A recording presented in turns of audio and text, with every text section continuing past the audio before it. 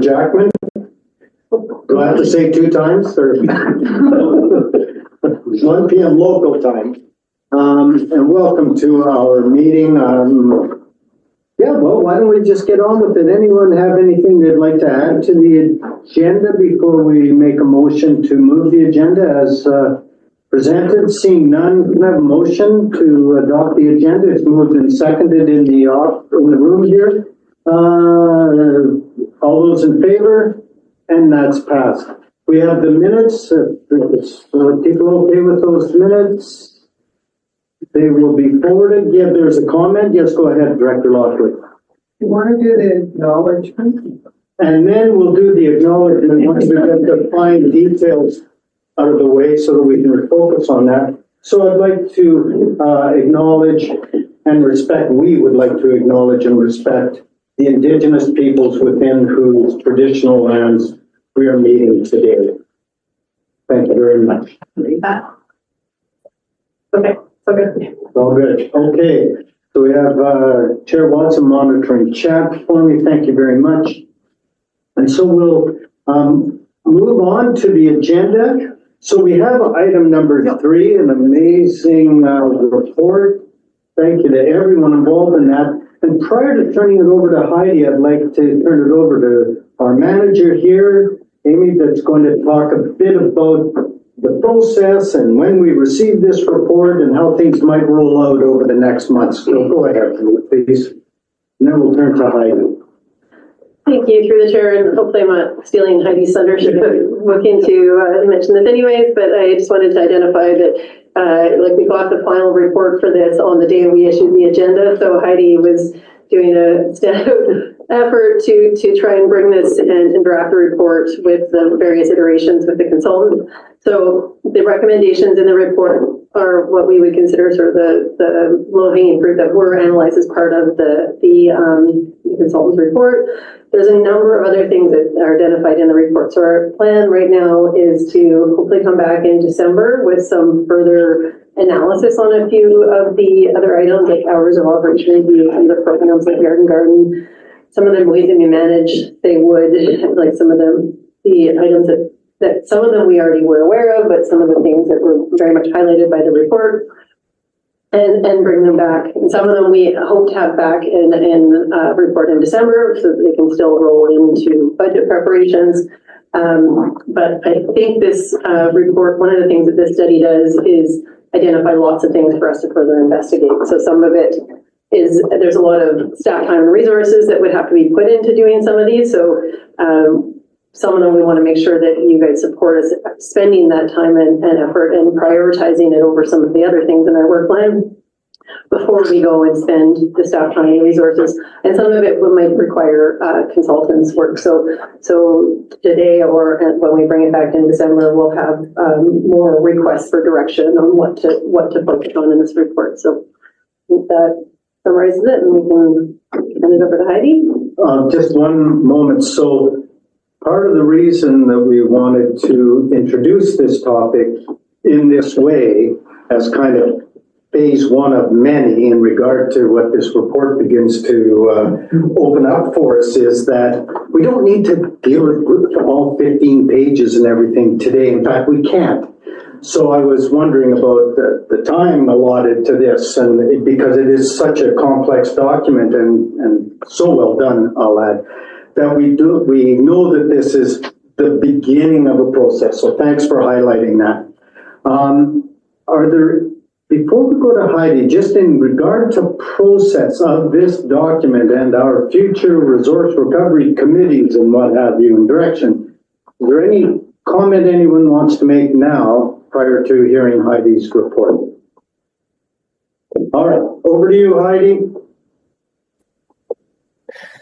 Thanks, and through the chair, just before I start, as you pointed out, it's quite long. There are kind of 2 main components to it. There's a tipping fee assessment and the benchmarking assessment.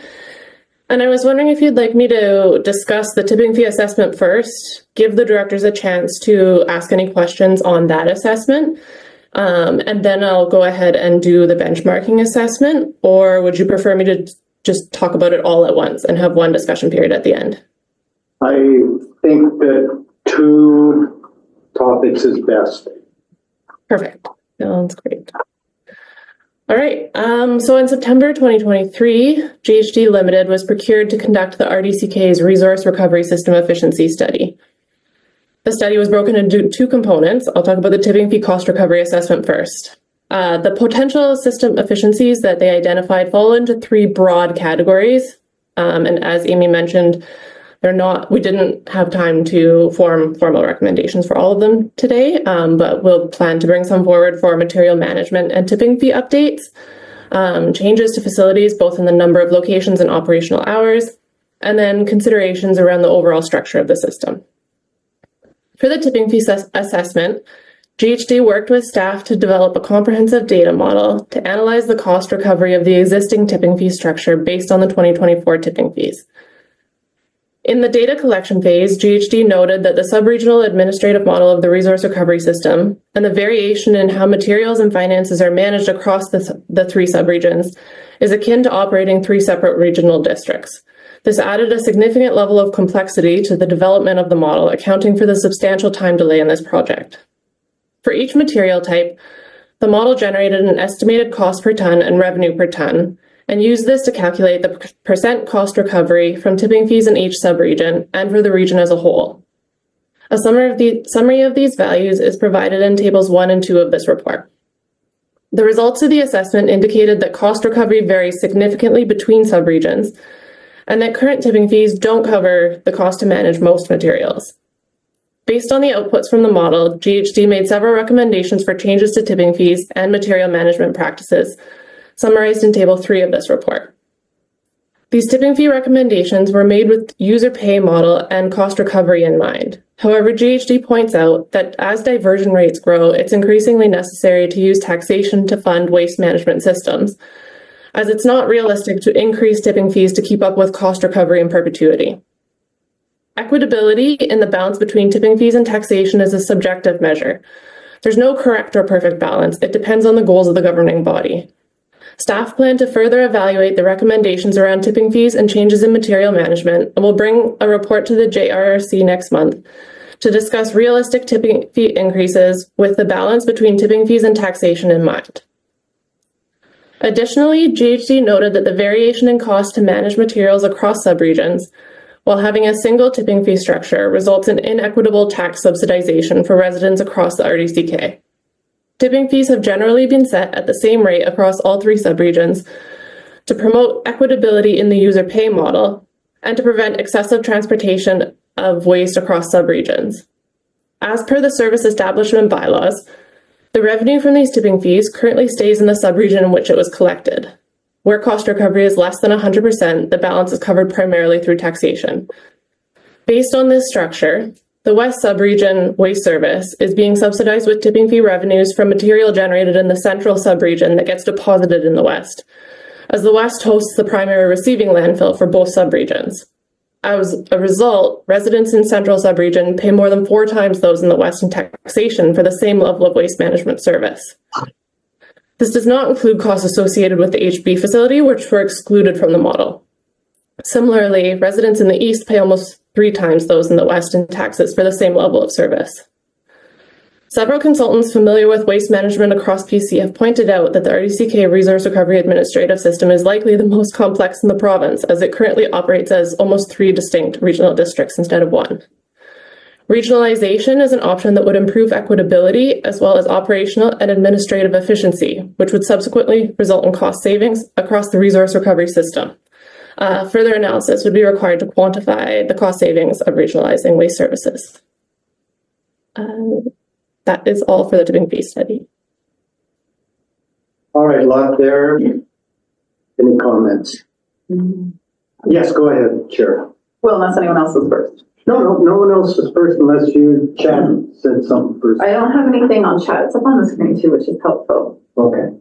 So in terms of because we're separating this out, so we're just talking about, sorry, what was this topic again?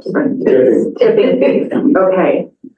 My question regarding tipping fees, and this is something that, Chair, should you decide or staff think it's somewhere else we can discuss this, is I just noted that one of the recommendations is going to be to, again, increase the tipping fees by 10% in our annual bylaw.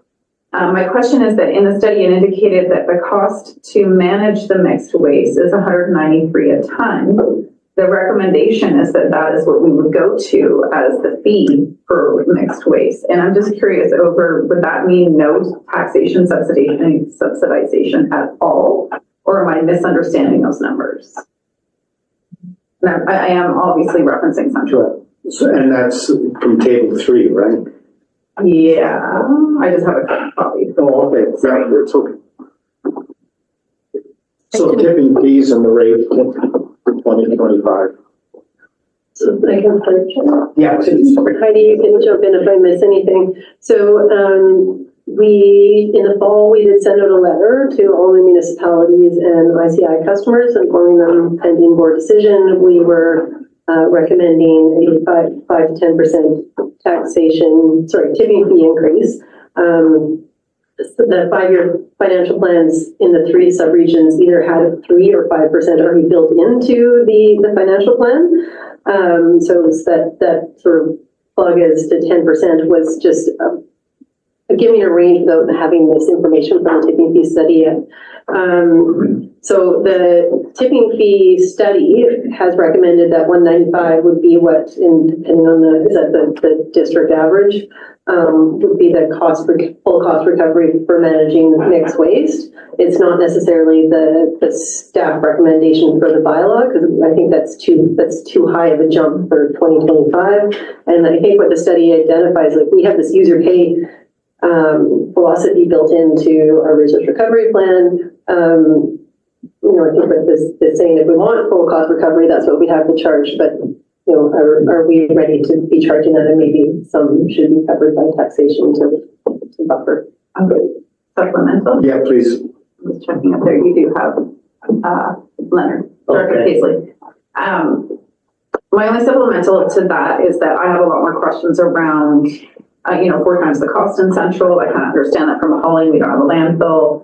I get some of those nuances, but in terms of a consistent increase over the last few years, we're currently at 156 a ton. I'm going to be a lot more reserved about an increase this year and to make it as equitable as possible from a great data. We're not jumping to the full. I don't think we can do that because there's a lot of other things we're covering with that is not our responsibility, but the taxpayers pay for it. So just as a discussion item for next month, when you bring those bylaw recommendations, I'm going to be very as small as possible. Even though they pick it up in taxation, I get that. Just I'm hearing a lot about tipping fees, even though I know the cost. It's going to be a hard one. That's my comment. Okay. And then you have Paisley, yes. Yeah. All right, go ahead, Director Paisley. Couple of points. Right now, I know for a fact that residents that do not have scales at their landfill or their transfer stations, for us, it was $122 difference that we are already paying more and subsidizing the system by not having scales. So I have grave concerns of adding more onto our taxpayers. They just can't take more. And to the points of Central, but Central is the only one, if I'm wrong, is the only one who actually has its own staff for hauling and trucks and everything else. Is that not correct, that they haul their waste? Central has... Yeah, go ahead, staff. We'll answer that question, then go ahead. That's correct. Through the chair, that's correct. Central hauls their own waste. So supplemental on that then is that would explain a fair bit, would not, in Central's more cost for their hauling of their garbage, as well as actually including the tipping fees. They're paying the same tipping fees going across the scales as everyone else who has scales. Is there a question? Sorry, I might have missed it there, Director. Well, I guess it's more of a point, is like the paper reads that Central pays more and seems to be like it's being picked on or unfair to them, but their system is different than everybody else's, which in hindsight costs more. Yeah, okay, so it is more a comment, but did you want to? No, I just wanted to make sure, and I think Director Casely clarified that the hauling cost is there on both sides. It's different contracted services versus in-house. That's correct, and that there's a cost difference based on that. That is correct. Yes. So your point about scales and what have you, comment that unscaled sites might be causing greater increases than. You are having a greater increase. There's no doubt about it. I could show you the tipping scale sheets if you like, but there is a significant difference in that. So Staff may have a response. Thanks. Yeah, it is material dependent. We see, for example, in the central subregion, some waste tourism going on in regards to going to Balfour for certain materials and with other materials to a scale site in Coleman. So it is definitely true that depending on the material, there is somewhat differences in the charge on a volume versus a weight-based charge. That is correct. I'm assuming, Director Mayor Casely, you are referring to your municipal waste and a $128 difference per load. Is that correct? yes, that is correct. They're both the same amount of material went to two different sites. One was with actually Slocan with it, so as bulk, so as we normally do. And then when we hauled one to Nakus, where we went across the scale with the same amount of garbage, it ended up to $122 difference in cost to us. These are direct costs that are passed on to our taxpayers.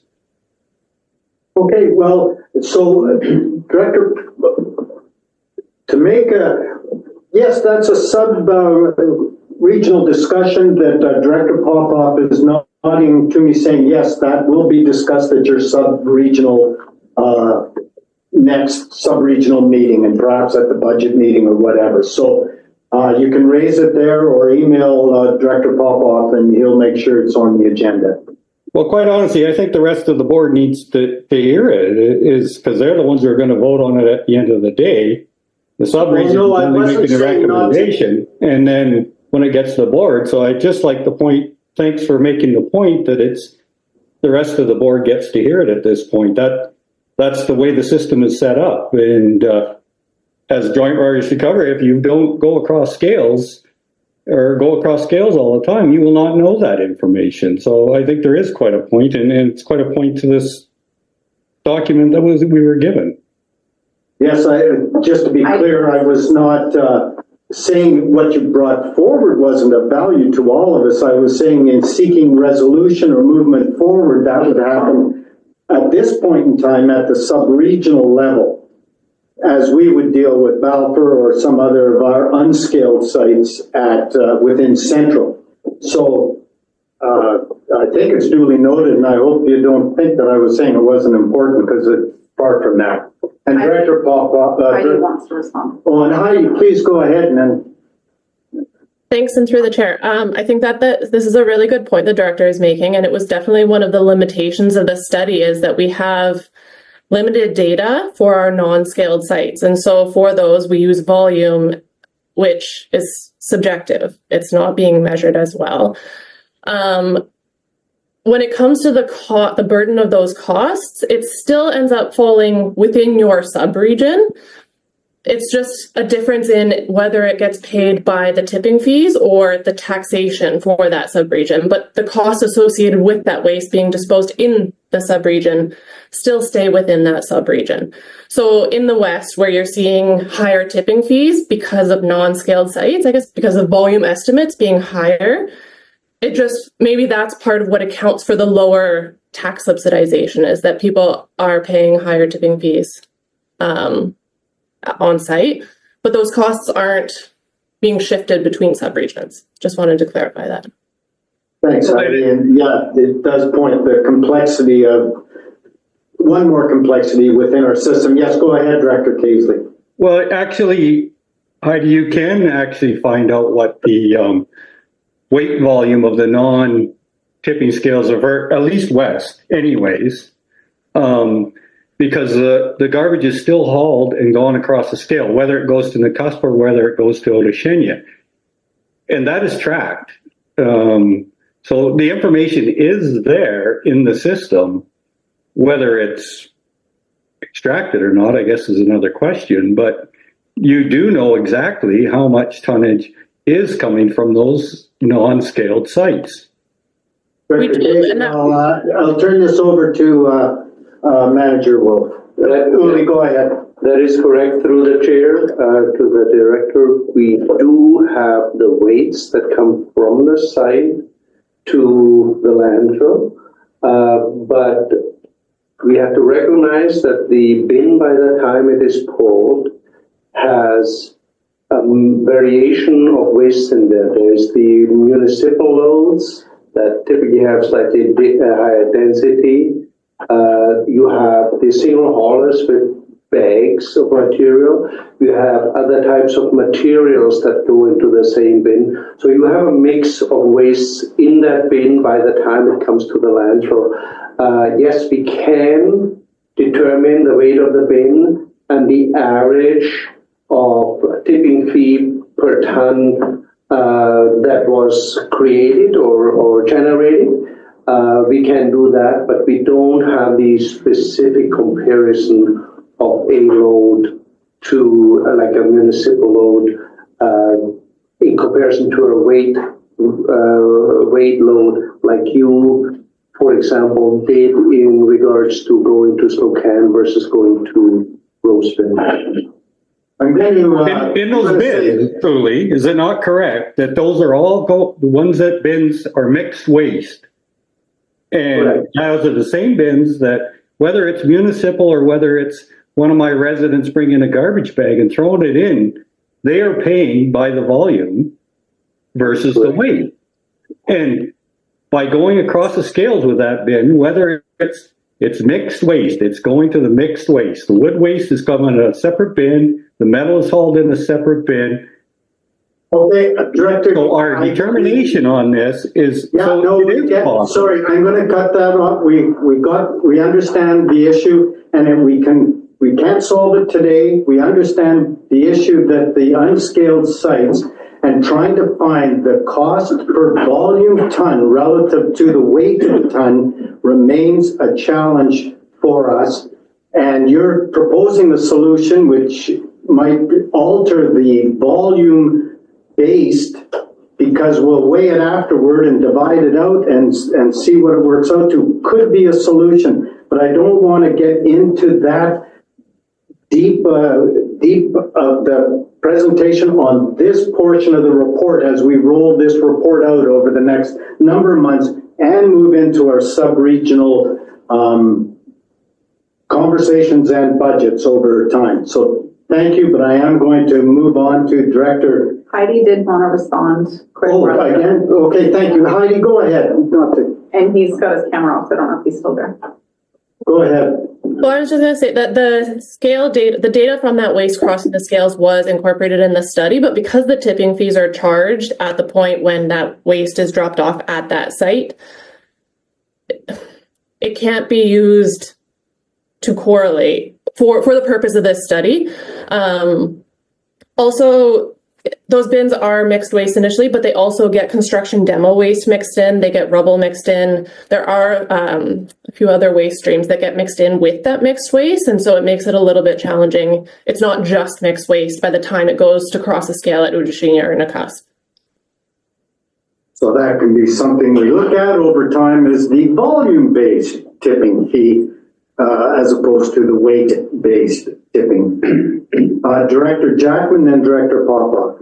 Well, thanks, Chair. I was just going to say that, we review, God's in the room, we review the schedule for bylaw 2937 every year. And yeah, if there's an adjustment between $151 a ton and $36.25 a cubic meter, I assume we'd be progressively feeding data like Director Paisley gives us into that calculation, average density of whatever. So maybe the number shifts this way or that way. I hope we do that every year where we have new data. Thank you. Director Papa. Yeah, thank you, Chair. Through the chair, it's a good point that Director Paisley brings up, but I believe that discussion is for the West Subregion because we set our own rates for tipping fees. And we'll have a good discussion on that rather than monopolize the time with joint resource recovery meeting. Thank you. Thanks. Any further discussions on phase one of this reporting on the report, which is on tipping fees? Yes, go ahead, Director Jackman. Those numbers are harmonized, so far as I understand, 150, 125 central, west, and east, and 3625 per cubic meter central, west, and east. So the conversation does belong here if we intend to continue to harmonize those line items on our fees and charges bylaw. Right. So when we look at the bylaw for what we charge in 2025, we can look at the volume-based as opposed to the weight-based rates. All right, anything else? Yes, Director Papa. Yeah, thank you, Chair. And just to respond to Director Jackman's comments on there, the West Resource Recovery has good recovery on tipping fees.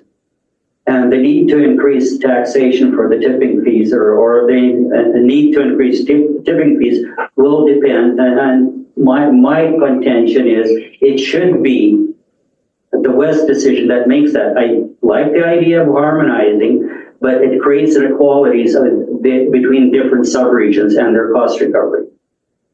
Thank you. You have David on. Director Davidoff, please go ahead. Thanks. Yeah, thanks to the chair, to staff, to Heidi. I just heard something that is just like, I was gobsmacked because I'm hearing Central pays 4 times more than we do here for, is that what I heard? Is that correct? Does that make sense? And why are we hearing this? I've been sitting here for, this is my 14th year. Never heard this discrepancy. Like this is like this. Are you asking Heidi a question? I'm asking Heidi, like, or somebody to explain, like, how did we end up here without knowing about this? Yes, okay, Director Davidoff, Director Manager Wolf, Uli's going to ask you a follow-up question. Yeah, could you please repeat or rephrase your question? I'm not 100% sure I got it. Yeah, through the chair, I asked Heidi to repeat what she said in the beginning of her presentation, that central constituents, ratepayers, are paying 4 times more than we are paying in West. So the question I had, is that accurate? And my follow-up then is that... Okay, no, pause. Oh, pause. One at a time. Okay. It keeps things nice and organized. So Heidi, do you have a response to Director Davidoff? Through the chair, so I think the reason this is coming up now for the first time is because this is the first time we've done a study like this that breaks it down this way. And they are paying 4 times as much in taxation. So right now, the way the tipping fees are harmonized across all 3 subregions, all residents everywhere are paying equally in tipping fees. But because the tipping fees don't cover the cost to manage materials in each subregion, and that cost to manage materials varies in each subregion, the amount of tax subsidization in each subregion varies. And with the central subregion not having its own landfill and having to haul a lot more materials, there's a lot more costs associated with that, and therefore the taxpayers in the central end up paying significantly more in taxes to cover that gap. Thank you. Director Wolf, please. Manager Wolf, go ahead, please. Yeah, and in addition to, it should not come as a surprise that you have that difference between the central and the western subregion. The main one Heidi mentioned, that's having the landfill and the landfill tipping fees, providing a huge cost recovery for the western subregion. The other one is clearly the HP facility that the central subregion is paying for, and therefore I don't think it should come as a surprise that the central subregion pays 4 times the taxation rate. Then, point of order, Chair. Just a sec, I'm making a note. Yeah, it's, or, yeah, I guess it would be. So your first question, you have a second question? I have a Please point of go ahead. order, Chair. Okay, I've got the chair here to help me with points of order, points of privilege, points of. Yeah, I think what we've just heard, or this is privilege actually, because what I'm hearing is from two different staff people are two different things. I'm hearing from Heidi that this does not include anything to do with HB Mines, and then I just heard from the general manager that it includes HB Mines. So which one is correct? Because I'm confused, and that's it's triggering me, because this is really bothersome, and that's privilege. So, Yeah, no, fair enough. Uli's going to respond. no, I was mistaken. I was under the impression that included the HB mine cost. I was corrected, stand to be corrected. Thank And it is without HB cost. Thank you. So that clarifies that. I've got Thank the you. chair wanting to speak. Go ahead, please, Chair. Supplemental. No, just a sec, please. No, it's not on process. He can keep going. It's just put me on the speaker. Oh, on the speakers, it's not on process. My mistake. Yes, supplemental, Director David. Okay, given that we've now clarified, this has nothing to do with HB Mines. So either there's something wrong with the algorithm that we've used to calculate this 4 times difference, or we're like totally, we're doing something wrong. It sure feels that way. I don't know if anybody else feels that way, because my gut and head are saying, what the heck's going on right now? Okay, I have a point of process. Okay, I'm so sorry, Director Davidoff, but everything you're raising is completely explained in the report. The report itself outlines why we're paying 4 times the taxation. It was in the report. We all read it. The reasons why are because we are hauling longer distances, because we no longer have a landfill, and we're paying west like we have a landfill. So that was all in the report. My point of process is when staff puts this extensive work into a report on the day agenda was approved, I would like to know we respected them by reading the report. Maybe I can provide Uli is going to add some more detail. very simplified explanation. Let's assume the Western Subregion recovers 90% of their cost through tipping fee, then they have to recover 10 cents per dollar through taxation. If the Central Subregion recovers 60% through tipping fee, then they have to recover 40 cents on the dollar from taxation. That's 4 times what West would have to be recovered. The numbers are just taken out of the air. That could be 20 and 80% or whatever, but that's the ratio that you are dealing with. You have a vast majority of your cost recovered through tipping fees, and that ratio of 4 to 1 is because of that fact. We have emphasized several times in discussions about taxation in the West that the taxation comparably slow compared to the other 2 subregions. Thank you. So I knew you have a supplemental. We're just trying to clarify your point that's in the report that talks about the differentiation of percentage covered by taxation and tipping fees in the 3 separate regions. And Amy would like to add a comment. So please go ahead. Yeah, just through the development of the draft budgets, and we've never been asked to compare the different subregions before. And as an example, Central's 2025 values is 3.8 million in taxation, whereas the West is 800,000. And the Central has 1.9 million in tipping fees, whereas West has 3.1 million in tipping fees. So they're completely opposite of each other in that sense. Yeah. So it rings true to near that 4% difference. Yeah, 4 times percent difference. so Chair, now I have a supplemental. Okay, now your supplemental, and then remembering that we are going to go into more detail on tipping Yes. fees as we move through the process. So I want to keep us focused, Director Davidoff, and everyone. So please go ahead. Thank you, Chair. So I read the report. I see the difference. The key thing is I see the potential consequence to our ratepayers everywhere, including our West Resource Recovery ratepayers. And basically,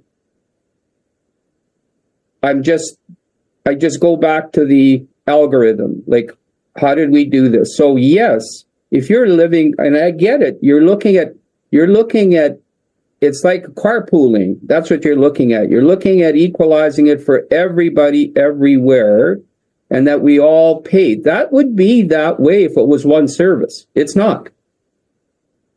That's my point. With all due, okay. I'm just trying to tie in your comment to the report. I'm failing to do that, and that's why I'm perhaps intruding a bit more, but I don't quite get what you're saying about the report. Pardon? Good, thanks. Okay, thank you. Any further comments on tipping fee as we get ready to move into the second portion of Heidi's report? Seeing none, Heidi, please go ahead. Thanks, and through the chair. For the benchmarking assessment, GHD completed a jurisdictional scan of all 27 regional districts in BC and identified 7 that were the most similar to the RDCK. Of the 7 regional districts, the RDCK ranked second in both service level and cost benchmarking. The study indicated that the RDCK system provides residents with a higher than average level of service, alongside a relatively high cost per capita compared to other regional districts to pay for the system in this level of service. GHD's crude costing analysis indicated that the RDCK resource recovery system is funded slightly more through tipping fees compared to most of the other regional districts, which were funded more heavily through taxation. Internally, GHD's benchmarking indicated that the RDCK currently provides a relatively equal level of service across its 3 subregions, with some minor variations. To identify where the system might be over or under operating internally, GHD completed a facility-level analysis. As expected, the landfills generally received the highest amount of weight per hour of operation, while the standalone recycling depots received the lowest. This evaluation suggested that the RDCK could realize cost savings while still maintaining a high level of service compared to other regional districts by considering closures or hour reductions at the 7 facilities that receive less than 100 kilograms of material per hour of operation. As there's no tipping fees for recycling, this program is fully tax funded. It's anticipated that increases in Recycle BC incentives as part of the proposed 2025 contract renewal, which will be presented later this afternoon, will only cover 60 to 65% of the RDCK's current recycling program costs. GHD's external benchmarking evaluation indicated that the RDCK has a relatively equal density of core recycling depots compared to regional districts, but that most other regional districts do not supplement the Recycle BC program with satellite recycling depots at their cost. The total cost savings that could be realized from the recommended facility closures are outlined by subregion in Table 8 of this report. This table also includes costing for Weimar Transfer Station and Satellite Recycling Depot. As while the weight of material collected there was greater than 100 kilograms per hour, this is due to the fact that both waste and recycling are collected at this site. Similar to the recycling facilities that GHD recommended for closure, the Weimar facility is within 20-minute drive of other RDCK facilities and could be considered as a way to reduce costs in Central, which currently has the highest tax burden of the 3 subregions. While closures or changes in site hours would reduce convenience for users of these facilities, the RDCK as a whole and each of its subregions would still have above average facility density and operating hours per capita compared to other regional districts in the study. Based on this, staff recommend the closure of Ryandel, Kokanee Park Marina, and Winlaw Satellite Recycling Depots in 2025. Staff plan to conduct an operational hours review of the other low-volume sites to determine what operational changes would be reasonable and to quantify cost savings for those sites. Thanks.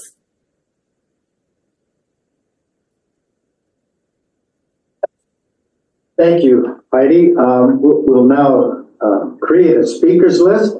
And so go ahead, Director Jackman, and then Director Watson, Director Popoff.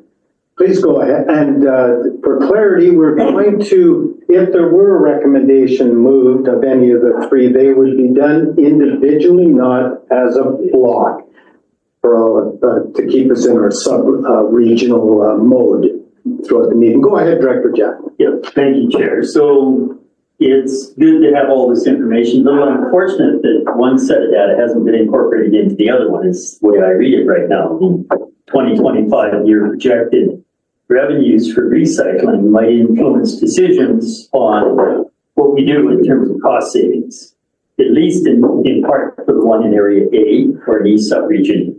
So what I wanted to bring up was that part of the reason there's a small recycle facility at Riendell is because we have a unique service, an additional service for simply refuse disposal. Now I'm on the wrong page because I flipped it. It says 189, I think. That's correct. We have a unique service, refuse transfer area AS 189, where people pay extra through a defined area taxation for the benefit of literally walking in that tiny little community, old mining town, walking down the road and dumping their bag.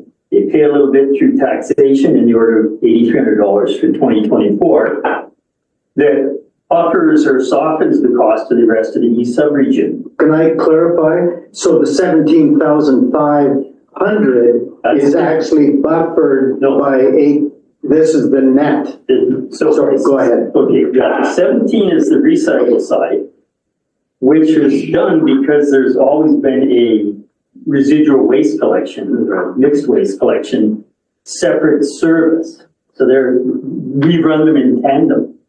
So before just saying this committee says, trash that service, we have a lot of battles back and forth to avoid, dumping in the woods, north and south of that little community, plus, increasing diversion. That we not say, well, let's just vote to tomorrow, cut that out, that we refer that, the second recommendation, to East subregion, that I'm able to discuss with my East subregion partners, that I'd like to take it to community and say, you've kind of been on the edge. You're getting a bit of a gift in terms of recycling versus driving to Crawford Bay. But you might be able to salvage both of those unique services if you're willing to pay a little extra on the recycling side. But I don't have a number until I see the 2025 revenues should be based on the new recovery. Can I just clarify? Well, is there any recovery if it's a satellite depot? Don't you pay gross? Yes, because it goes transferred to the core and it's recorded and then we get it. I got it, okay, thanks. Crawford Bay is a core and it's a small scale core. It gets the 300 and whatever % lift as opposed to some of the cores that are smaller.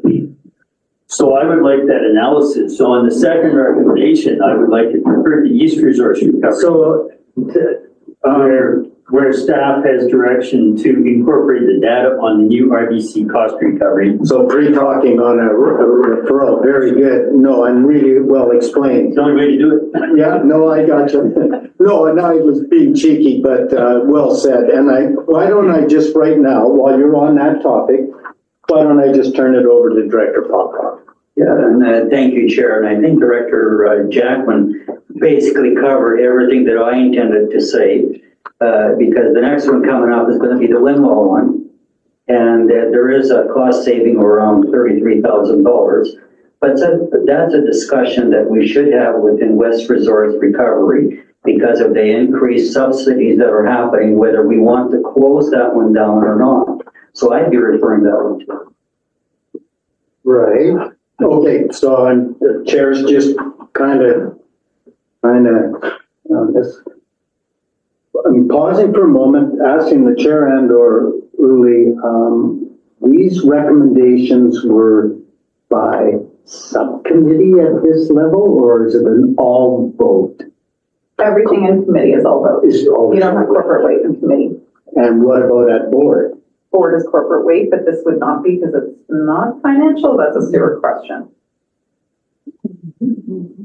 Sewer? I know it might sound like a diversion, but it's actually kind of fundamental to how we move forward with these basically three recommendations.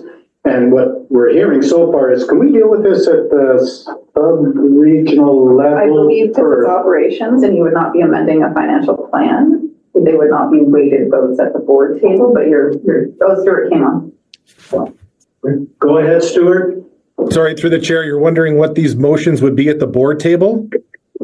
Yeah, here they're all both at the board. They're participants only weighted because they're operations and administration of a service. Okay. All right. So we're going to have two recommendations for referral, which would bring it to January budget meetings. I think everyone's has a January budget meeting. And that leaves us with Central, and we'd had some discussions, and our challenge, if you don't mind me jumping in here, is that we have a lease that expires before our budget meeting, which would then gives us less flexibility in Central, or at least adds more complication. So why don't we've got the report, we see the numbers. I think we need to now, and I know that you were going to speak, but we might need a Central Committee sub-meeting inside a meeting to decide what we're going to do with that recommendation, because we know the other two are going to be moved for referral. So do you have a thought, Chair? Well, first, does Central need to refer? I'm just looking at the director, and if you were ready to move it, then you're ready to move it. So I would first ask the director for that facility. Yeah, it's kind of both of us, we're side by each on that one, so. And I'll stay on the speakers list for other topics related to this. Got it. Okay. So I'm going to do it this way, okay? In regard to East, are you making a motion to refer? Yes, I'd like to refer to East. Is there a seconder? It's seconded. No discussion. It's already been done on referral. All those in favor? Would this be participants on? No, referral, it's in committee. I'm saying it's everyone, and it passed. So Walter, Director Papa. I'm making the same referral. They're not, and they're seconded by Jackman or Leah Main. Can't discuss it. All those in favor of referral? It's referred. Now we'll go to Central. You want to move the recommendation? I would move the recommendation. All right, so this can be discussed. And I'd like to speak Second. to. And it's seconded? I'm just seconding it. Yeah, fair enough. Go ahead. So it's true, it is an area E, and it is actually almost 15 feet away from area F. So, Depending on where they put the bins, right? and it does provide a service to both of our areas. But I think I've had discussions with the director. I've also spoken to my director, and the issue for us is the increase in taxes. We have to find ways to be able to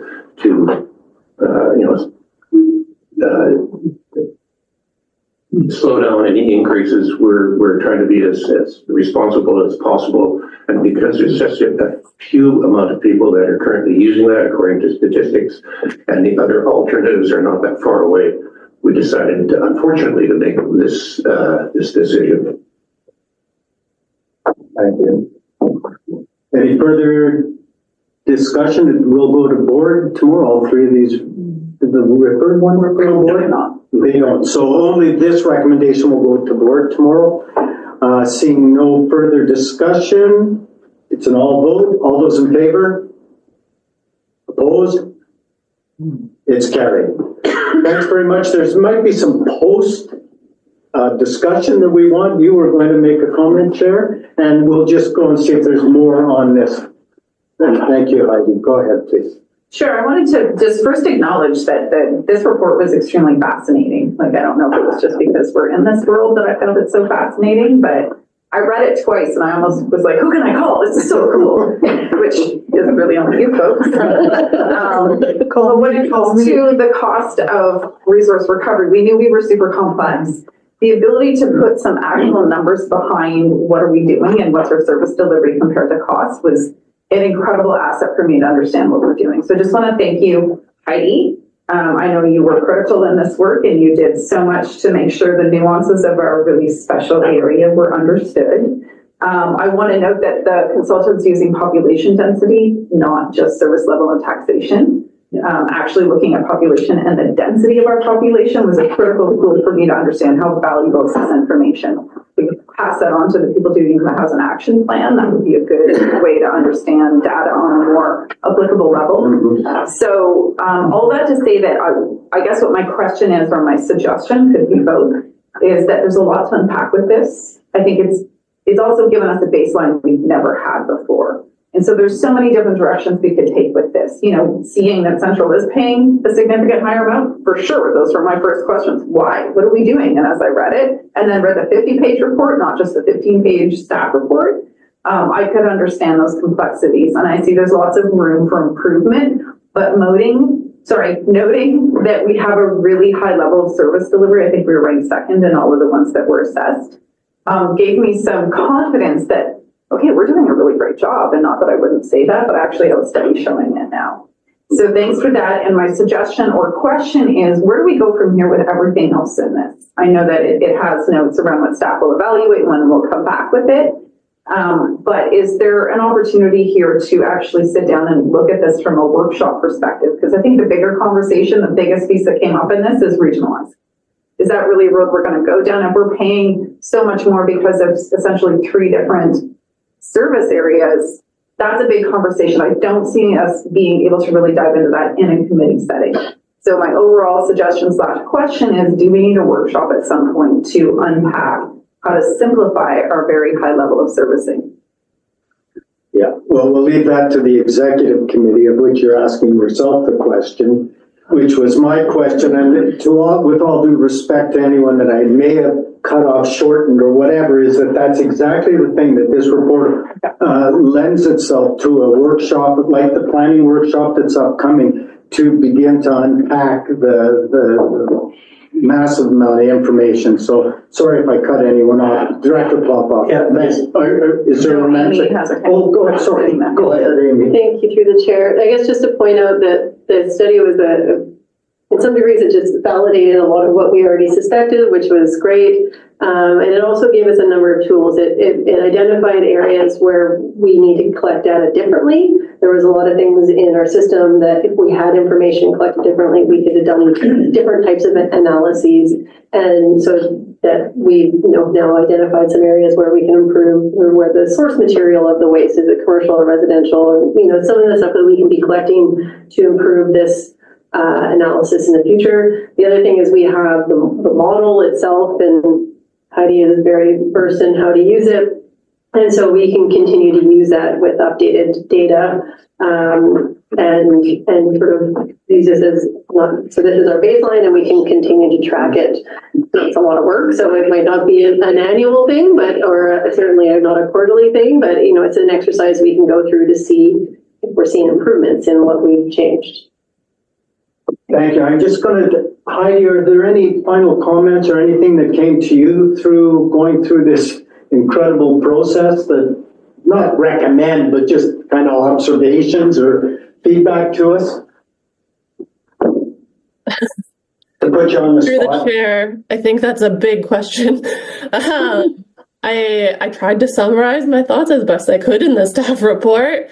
I think that, like Amy said, the regionalization is something that requires a lot more thought and consideration as to the impacts of that, but could definitely be a major source of efficiency in this system. Thank you. And CAO, do you have a comment? Yeah, through the chair, I just wanted to go back to Director Davidoff's questions from earlier, because you really have to look at numbers as a whole. You can't just look at them in a vacuum. The numbers in the report say $23 per person, so it's based on population. So $23 per person, right? Infant, toddler, senior, versus $96 per person. And that's 4 times. That doesn't include HVMI. If you look at the dollars of taxation, or the rate per thousand in those 2 subregions, it includes HVMI, and it's 4 times. 10 cents a thousand in the west, 40 cents a thousand in central. So now you've added HVMI back, but if you look at the rate per thousand, instead of the dollars per population, you're back to that 4 times. So you've got to take a look at the numbers in context. Another thing, Central has about $1 million worth of borrowing, some of which includes JCP, some doesn't. West has 80 grand, I think. So their asset management plans factor significantly in to when the taxes come in and when they don't. If you looked at years ago when West might have been building their reserves, maybe it was closer to 30% difference, right? You know, West could have been counting it up on a rate per thousand basis, and now it's dropped a bit because the reserves have built up. So I think that looking at one sentence in a report, you just got to be careful that you're looking at everything as a whole and not just one number and making conclusions based on that, because it's difficult to do so, especially when you look at, you look at that report. Look at the waste acceptance in West versus the waste acceptance in Central, because we don't accept, for example, asbestos at transfer stations. You have to go to the landfill. And we recover, I think, 231% of the cost to manage that based on the cost versus the amount that we charge. So that just goes right into the coffers in West. So all of those things need to be considered when you're looking at, okay, what's the actual difference and why is the difference there? That's just what I like. Well, thanks very much for that perspective, and that's great, and I still, the speakers. On to the CAO's comment. We're Get in line. There's a list, I'd let you know. Yeah, and just to be clear, I'm trying to allow conversation, not debate, so anyway, we'll hold your thought there, Director Davidoff. First time, Director Vandenberg. Thank you, through the chair. Finally. So yes, there's a lot to unpack here. There's a lot to digest. We can't, so the purpose of being here is to offer up probably some knee-jerk, some 30,000 foot view comments on what we see. I too find this fascinating. It's not enough time. I'm looking forward to our East Resource recovery because we're going to talk about this further. And there's some solutions in mind that I have, saving for that table. Not interested in this today. So that's my point. Looking forward to having further conversation to really understand and massage the interaction of all this information, which is just fantastic. Regionalization, so you better figure out HB Mines first. And that also includes in the East, we've got a land purchase to finish that we haven't, I don't know what's going on there and how that's going to affect our numbers and so on. So these are things that are important to consider. The report talked about different ways of managing the input of waste. I kind of got the impression that people ought to separate further when they consider bringing waste to the landfill because that's the way our costs are. And as a person that's used the landfill a lot lately because I built a house, it's almost impossible to segregate all the little piles I need to put in my yard and make it efficient for me to only have to drive to the landfill once or twice instead of 5 and 10 times. I know for a fact that people will not think that way. They'll want to just, this is my landfill day, and they load it all up and they go and they'll lie and cheat, and yes, they'll do the best they can and they'll pay the price. So we need to be careful about the suggestion that we ought to educate people to split it up into smaller and more distinct piles. And so in other words, maybe we shouldn't be splitting it up into 10, 20 different waste streams. I mean, you got 5, 6, 7 basic, you stay with that because the public's not going to respond. So that was one of the things that came out and jumped out to me. The other one, and my last one, is can you tell me, and I'm on table 1, and I'm comparing it to table 2, and it's the material costs, dollars per ton, and the tipping cost recovery.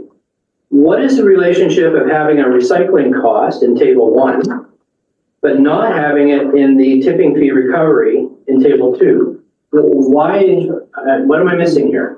There's a cost to us for recycling, but do we not get money back for spending all that time splitting up our recycling? I don't know the relationship between recycling in table 1 and table 2. Heidi, go Through ahead. the chair, we don't collect tipping fees. It's not in the second table because that is only cost recovery based on tipping fees. We get So recycling, incentives we don't from, recover. sorry? Recycling, we don't recover according to this table. We collect recycling, but we don't get tipping fees. There's no tipping fee revenue associated with recycling materials. And so based on that, the cost recovery via tipping fees is 0. And so they just weren't included in the table, rather than having a whole line that just showed 0. We Why did, should I bother recycling? The rhetorical question we don't need to answer right now. I think the point is that in regard to this table, trying to say what recovery do we get, it doesn't come from a tipping fee. There is some recovery in regard to, we get the producers providing us with that, and perhaps as we keep going through things, we'll get that kind of information. Through the chair, if I may, I believe some of that is detailed in the next reports. We have incentives that we get from Recycle BC. Not in here right now. No. Oh, okay. I just needed that understanding.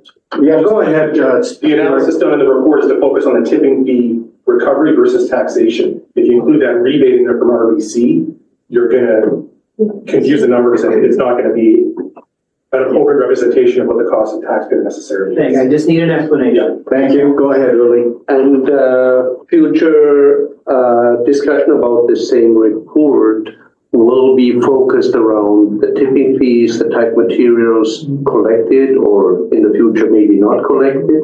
So there is recommendations in this report that we will in future meetings have more detailed discussions around, i.e. yard and garden waste, wood waste, and you name it, right?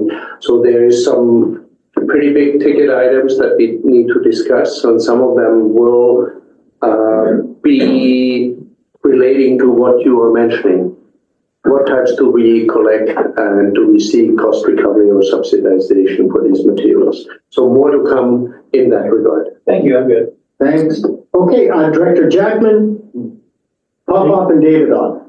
Yeah, Or vice versa, after, I haven't figured that out yet. Go ahead, Director Jackman. Thanks, Chair. Yeah, so I'm also looking at table 1, table 2, and the cost material management. To me, the big bucks are long-term closure costs. Of course, East has been incrementally, permanently, touch wood, unless the law changes, closing big pieces of that landfill, limiting our long-term liability, reducing our obligation to commit to the statutory reserve. So I do want to see how that plays out. I do believe Amy, Manager Wilson has really good numbers for us about all these projected costs and contribution to reserve, and statutory reserve and the like. But we also need to understand that Rudy is not in the same position as East, Creston Landfill, and of course McCusker is an entirely different situation. But I don't think that's reflected here yet. But look forward to that next year. And of course in the budget discussion, because you always see in the budget where we are falling short in terms of the taxation maybe or the fee needed to cover those long-term closure costs. Thank you.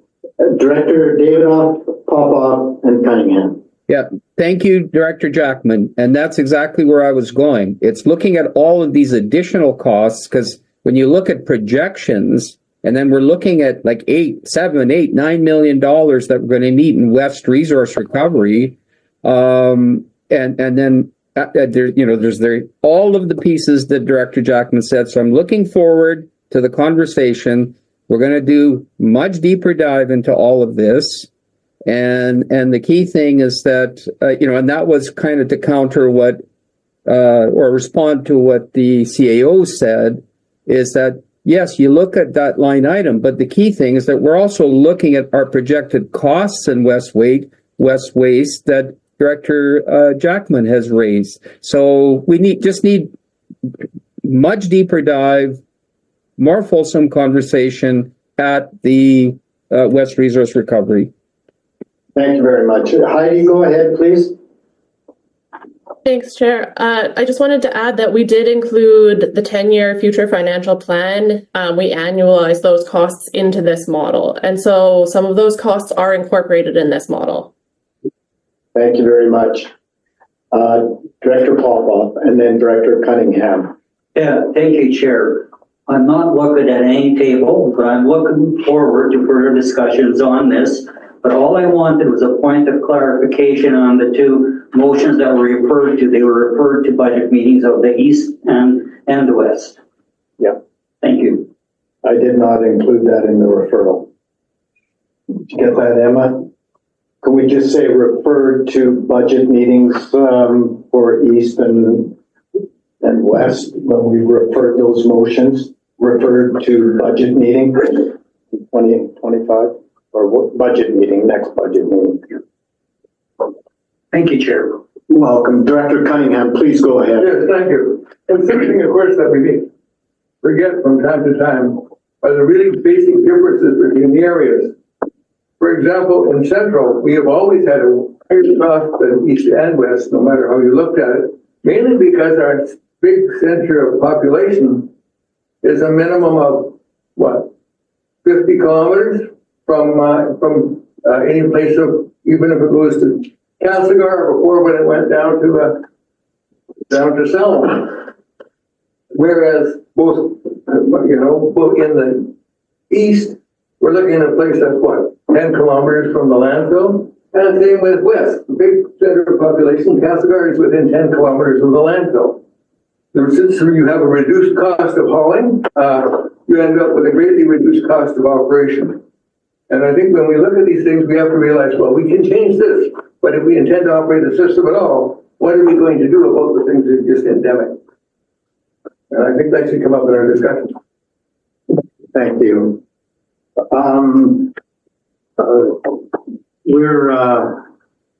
We're done. Thank you. Moving on to Director Casely, and then that'll be our last conversation on this until we have another one. Thank you. Go ahead, Director Casely.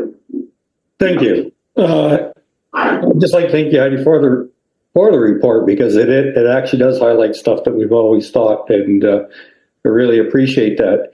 But I also think that we have to remember that there are big changes coming to West Waste. The numbers you see today are not the numbers we're going to see next year or the year after, because we will be hauling our garbage the greatest distance to a landfill. So I think as we get talking so much on the difference between Central and West, we might be jumping the gun here a little bit on data that is now old. Thank you. Yes, for sure. All right, we're going to move on to our next report. Academy, please go ahead. Recycling. Great, thank you everyone, and good afternoon. Good afternoon. Yep, okay. So through the chair, the purpose of my report today is to share key changes in the Master Service Agreement and scope of work for Recycle BC with the Joint Resource Recovery Committee, and to seek any feedback or direction for the next agreement for the next 5 years. So the RDCK has started Recycle BC's recycling program since 2020, and the original agreement with them made effective from September 1st, 2019 until actually August 31st, originally 2024. However, as majority of their collection partners' agreement was ending December 31st this year, they also extended the RDCK's agreement until the end of this year. So as of effective January 1st, 2025, Recycling BC is entering into the new Master Service Agreement and scope of work. And then therefore throughout this year, Recycle BC has conducted multiple engagement surveys and the provincial-wide cost study, and also they invited us to multiple online engagement consultations, and also they formed working group, and our staff, RDCK staff is a member of the working group, and representing the rural, the RDCK, and also the legal correction partners from the rural regional districts. And in September, staff received the drafted version of Master Service Agreement and scope of work. And after thorough review, staff sent a few key feedback to Recycle BC. And the final Master Service Agreement and scope of work was received on November 4th. And now RDCK is required to respond to Recycle BC whether we sign the new agreement or continue to negotiate until May 25 by December 16, 2024. And then as you can see in attachment A, there's a summary of the key changes from the previous version of the scope of work in Master Service Agreement. And especially they have changed dramatically in incentive rates model. And as you can see in attachment B, there's a table with an incentive rate model, and that shows the rates for different categories of materials per different legal fee groups, which is the new one. And then They also removed the differentiation incentives with and without curbside collection services in areas. And those four depot fee groups are determined by the total annual tonnage of all materials combined per depot. So the annual period that they have chosen this time was August 1st, 2023 until July 31st, 2024. So that wasn't just 1st of January till 31st of December. So this incentive model was developed based on the operational cost data collected from 69 depot collection partners, including the RDCK. Under the incentive rate model, the bigger the depot size are, the less incentives they're receiving.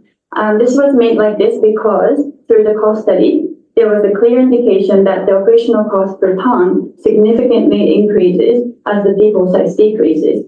So that was actually the feedback from the rural communities and then all these collection partners located in rural areas. So they definitely reflected that feedback into the new cost study, which is great. And as the table 1 shows, the new incentive rate model, most of the RDCK depots are classified under depot fee size 1 or 2. However, some of the busier depots are classified into 3 or 4. And so it is estimated that in 2025, the RDCK will receive $897,291 in incentives, which is 118% increase from 2023. So in 2023, the RDCK received $410,808 in incentives. And please see table 2 in the report for further breakdown of the incentives that each sub-region will be receiving in 2025.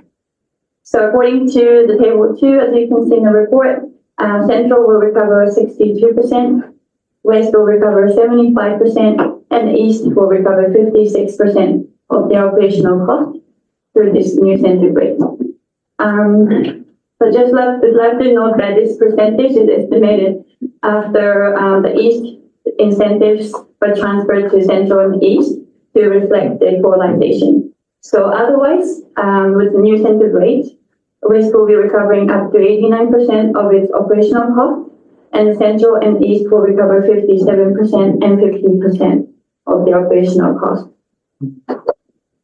And I'd like to note again that this incentive rate is based on the tonnage report from that period I just mentioned, August 1st last year until July 31st this year. So the actual incentives will be calculated based on actually how much they collected next year. So the incentives will be different from what I calculated. However, this is just based on the tonnage from the previous years. So as table 4 shows in the report, Recycle BC has significantly increased most of the program materials incentive rate model from the previous model. However, it is indicated that the incentives for 2025 will still not be fully cost recovery for the RDCK. And also it is estimated that RDCK taxpayers will still need to cover $497,213 to support Recycle BC's recycling program in 2025.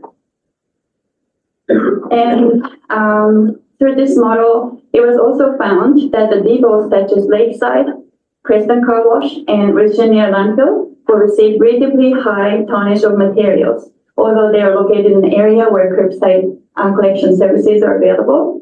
So that could mean that the curbside collections are not capturing the volume that should be capturing. It's coming to the depots, and that's actually increasing the volume that the depot is receiving, which may be pushing those depots into a higher category in the fee group.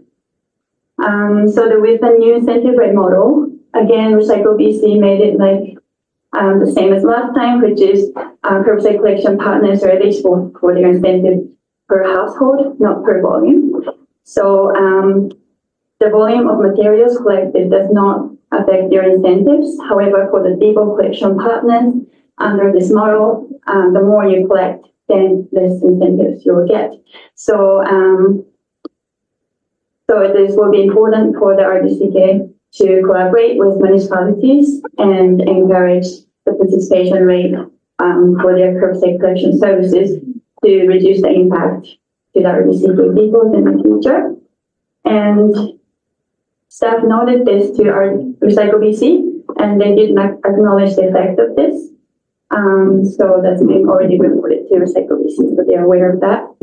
And moreover, the results from the tipping fee, like Heidi just briefly presented earlier, that's also suggested the closure of certain satellite recycling depots for further reduction of the operational cost, and also reduce the hours of operations at low volume and low traffic depots would also offset some of the operational cost.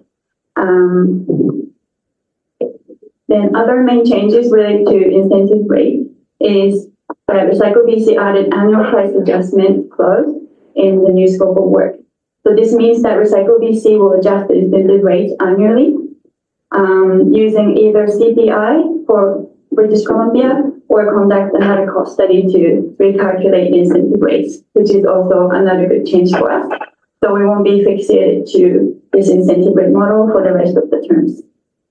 And lastly, I just would like to note that under the new scope of work, all of the RDCK depots are still classified as option 1 or 2 for the ICI recycling management options. So option 1 is no ICI pivot, and option 2 is a separate ICI bins that we have on the site. And originally, option 3 and 4 are not available for the RDCK to adopt because Recycle BC was no favoring that and didn't allow us to have those options. However, after we talked to Recycle BC, they made it clear that option 3 can be negotiable even after signing the agreement next month. However, they also noted that they will still remain reluctant to add ICI service in recycling depots in RDCK. It is also not clear after the investigation that it will be economically viable to the RDCK than the current separate ICI collections. So we'll still need further investigation on the ICI options. So after the thorough review and investigation, staff recommended option 1, which is that the board approve the RDCK enter into a new master service agreement and scope of work with MMBC Recycling Corporation for the period of January 1st, 2025 to December 31st, 2029 for hosting and operating residential recycling depots, and that the chair and corporate officer be authorized to sign the necessary documents. All right, thank you. Thank you. Great report. And we do have a speakers list. We have Popoff, Watson, and Chapman. Got Morrison too. And Morrison, sorry. All right, go ahead, Director Watson. No, Director Popoff, yeah, I looked at the wrong line, I crossed off. Yeah, Director Popoff, please go ahead. Thank you, Chair. Yes. I'd like to thank staff for negotiating this agreement. A lot of hard work that went into it. It took quite a few years for us to get where we are and to continue negotiating the ICI agreement further with RBC. So I'd like to move the recommendation as written. Is there a seconder? It's seconded. Now, discussion on the recommendation. Director Watson. Well, specific to the motion itself, I just want to note that it names MMBC, not RBC. Is that still their technical name? That's correct. To the chair, I'd like to change that to MMBC for the second option to B. Okay. And it wasn't my main note. Yes, please go ahead. Yeah, but it's okay if you want to just say something. Okay, so what I want to do is I just want to note something that was in the study we just talked about that obviously referenced sorry. That recycling is $933 a ton to manage. Waste is $193 a ton to manage. So, wow. Now I know that the rebates are not a part of that, nor is I'll just leave the mixed waste out of it, but just as a comparison, that's incredible, not in a good way. So the $933 a ton does not include rebates. That's my first question. I'm assuming it does not, but I just want to make sure. Because we did from the previous study? Yeah. Through the chair, I believe it did not. Okay. So based on recovery rates and I also wanted to note that when you referred those motions to your sub-regional conversations, we do equalize the rebates. So just remember that when you talk about what your taxes are going to be, we equalize our rebates across all three sub-regions. But based on that 933 a ton, with these new rebates, thank you for the negotiations. Would we say it took 10 years to get here? Who knows? Depends on who you talk to. I'd say it's going to take another 10 years to actually get to full cost recovery, and it's really easy for them to do, but I won't focus on that. With this new rebates, we are still looking at minimum $200 a ton to $500 a ton to manage recycling. So how is there any incentive to recycle? And how do we use those numbers to go to the Ministry of Environment to say, what's the incentive you're wanting us to promote here? And I don't know if that's a question staff can answer, but I just really needed to highlight that managing garbage is cheaper than recycling. So what is recycling doing? And again, I'm sorry, I don't think you can answer that question, but I don't know that there is a question. It just astonishes Well, me. it's good. It's, well, so go ahead.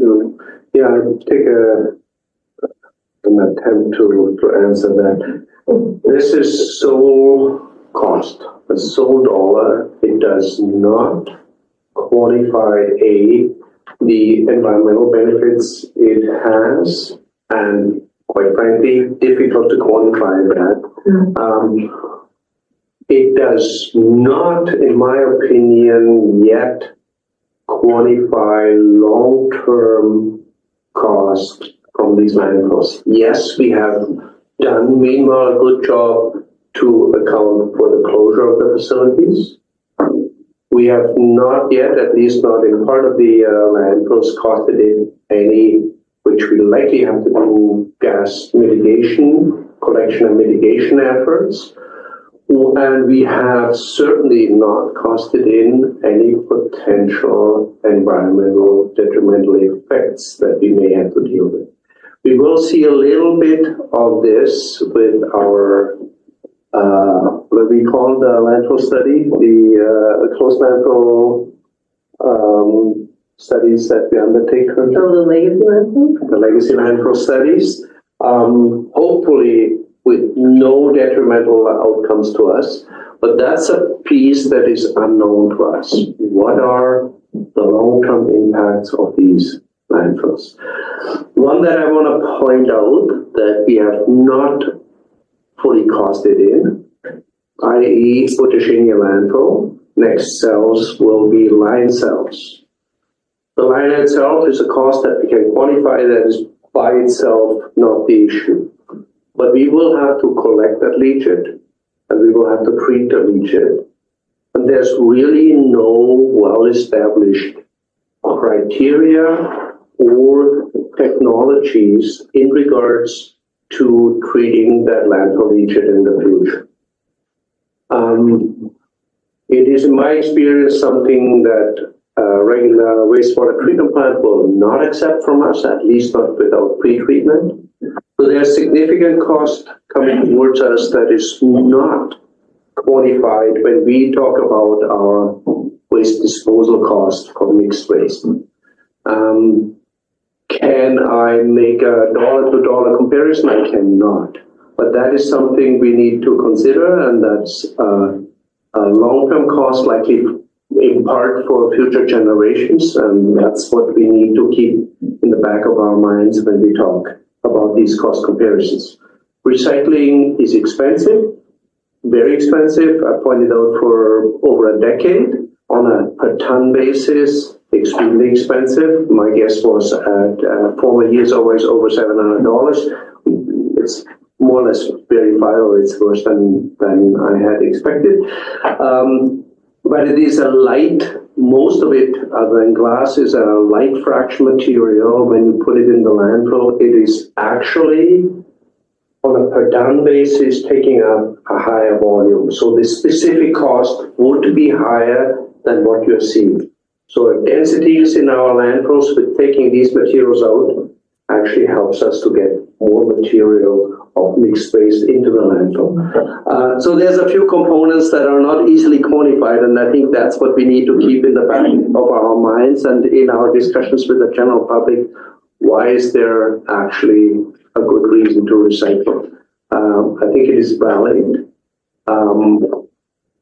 I would have hoped that senior governments around the world have done more and better efforts to quantify the environmental benefits or the environmental detriments from hauling these materials around, the recycling materials around to facilities, particularly in the early days or a decade ago when we hauled it to China to be there rudimentarily sorted and in part incinerated. We know we have meanwhile a system where most of this material is actually going back into a product, and but we have not very well quantified what it means to collect the materials, the individual bringing it to a depot versus curbside collecting, the cost or environmental cost in then transporting material loose to a facility like Fruitville, where it's then baled and hauled to the final destination. That cost and that environmental impact is not very well known, and I believe if it is quantified, you will still have a vast environmental benefit from recycling, but it's difficult to have that discussion without accurate numbers. Thank you. We have a motion on the floor. I'm noticing the time, just the chair's inner thoughts. And motion on the floor to accept the new offering of the master agreement. Director Watson, Director Jackman, please go ahead. Yeah, thanks, Chair. So Manager Wolf, General Manager Wolf said a lot of my thoughts. Why would I support 5 more years? And I'm going to just hit the bullet points because I think they really need to be stressed. I'm not convinced that we have allowed staff to show us all the real costs. I'm just going to say West is going to take on borrowing $13-14 million. Repayment schedule is going to be $750,000 soon. We've shown a taxation, 5-year taxation lift to 19%. CPI compounded plus pennies is all that is. All we're going to get out of that is what we see on the page. We are robbing the long-term contribution reserve. So I appreciated there's a 10-year analysis on some of this cost impact in the previous study, but the borrowing is 25. We haven't got it covered. Everything Uli said in terms of future costs, that East, we're trying to stay within the lower tonnage to maintain self-attenuating status. Will the new Minister of Environment permit that or not? We're trying, but we need diversion to keep the tonnage down. We need to be able to compact the waste, which is very critical in terms of you can't pack partially crushed plastic products. The incentives are growing. That's 10 or 12 squeaky wheels across the province, like our staff have been part of, saying this is unfair. I think there's incentive or push to boost those incentives further. I'm hopeful there will be an ICI resolution from the ministry, not us begging, because I think the message has come through staff that's been directly involved in all those conversations. So the trend is in our favor there. Landfill longevity, we already stated that. If we can move to eco depots, it ties in recycling, our efficiency in that kind of system. If we can go to rural blue box, ties into the efficiency there, especially if we get 2 or 3 stream collection. I think once some of the residents of areas that were polled about rural collection see their true taxation and what it could be if we went to some other different method of management, maybe they would vote differently next time. Plastics bans are continually discussed. A plastics ban would be deadly if you didn't have a robust in-place recycling system, because it would have to start over from scratch. We've invested, I hope, sufficiently robust recycling infrastructure, which was a huge hit and not pushed our taxation way up, that I'm hoping we will see longevity of that infrastructure for recycling that stretches far enough into the future so they're not replacing everything in 5 to 10 years now. Touch wood there. It's a no-brainer to me why we will continue with this 5-year commitment for recycling and continue the pressure on the province to be more equitable. But the big cost is the hidden landfill cost, which I just look forward to seeing, again, how we talk about future taxation, where we are robbing the reserves. So, we have to stop that. And then we'll see more of the true cost of handling the residual waste versus putting that off for some future generation. Anyway, I like the recommendation. Speaking in favor, I gather. Absolutely. All right, so speaking in favor, we've got a motion, we've had speakers in the affirmative. Director Morrison. Thank you, Chair Newell. So I support the motion in principle as well. I would like to see a shorter term agreement, but so we sign them. I too want to just put the voice because I hear a lot from the business community about the ICI, and I think we need to continue that discussion, that it's at the table whenever we can have it at the table about ICI. I just wanted to comment on the fact that somehow curbside is not capturing everything it should. And we just like to turn that around, and it's curbside doesn't allow us to capture everything that's possible. So I just want staff to really understand that. So I have curbside pickup available to me. I do not use it. I will go on record as saying that because I want to collect more.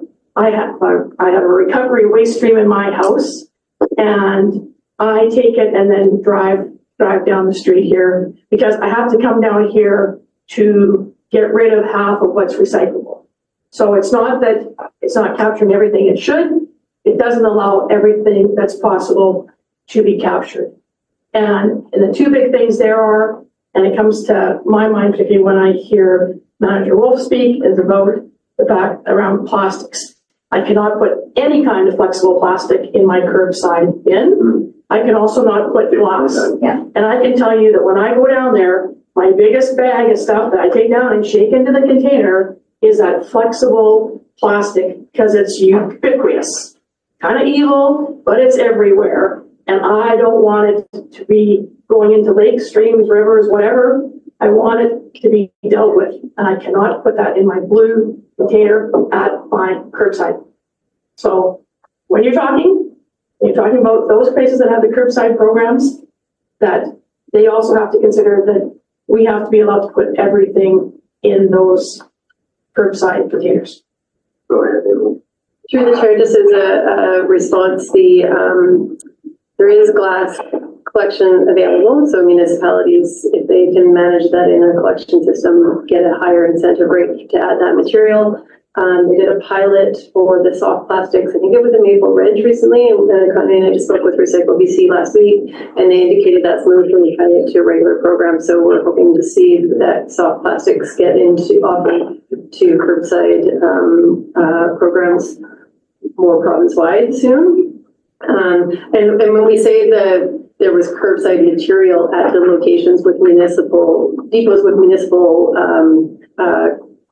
curbside collection in the area, we were considering what materials are available for curbside or not. And so just in the data presented, we still have a very high volume of curbside related materials in those areas.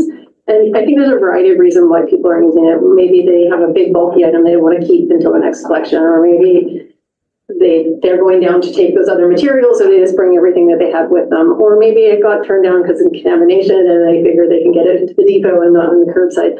And, I think there's probably an assortment of reasons. But it does remain that if we get materials at the depot that could be collected in the curbside, there's no difference to the municipality's incentive, but it does have a negative impact to us because if the entire depot material collection, and we originally thought it was per material, was that tonnage was the rate you got allocated, but it's not. It's the entire depot, and so it is looking like some of that material is kicking us into the higher class rates for some of the bigger depots that have curbside. So and there's no change to how RBC compensates that per household, and it sounds like that's something that they're going to be investigating as part of their work plan for 2025. So that there will be some sort of target to be met so that you have to get that incentive. So it might inspire municipalities to be a little bit more engaged on that. And we would like to work with municipalities to help educate people on using those curbside programs so that there's an economic impact. If I may, Chair, I think education is the key. sometimes it's hard to get behavior change with education, but I think we still need to keep doing the education. I just want to say that I think that when I look at my block, I often go out on garbage day, which I don't put out any garbage hardly anymore, but when I look up and down my block, sometimes the only thing that's out of the curbside is actually the blue container. People aren't even putting out a garbage bag every 2 weeks. So it's kind of interesting for me to see and drive around town that almost everybody does have their blue bin out, but oftentimes there's no garbage beside it. Thank you. Which highlights the point that has been made that as volumes go down at our landfills, taxation goes up, perhaps. It's very interesting. So we have one and only one more speaker on the motion that's been moved and seconded. Director Mead, please go ahead. And this is perfect because what I wanted to mention was curbside versus non-curbside recycling as well. Director Morrison, I was unaware that the curbside accepted fewer types of recycling than depots do. What caught my eye on page 4 of the statement of work and master services agreement is that there's a lower incentive rate for all materials collected at a depot versus what is collected through the blue box, and collaborate with municipalities to encourage use of curbside programs. We're never going to get everybody on curbside anyway, and I resent the negative aspect of a lower incentive being paid for using the depots, which, Silverton is likely never going to get a blue box collection anyway, because it would be higher costs to us as a municipality to be collecting, twice as many containers. And the inequities continue. And the inequities are based in looking at policy and programming from a strictly urban perspective.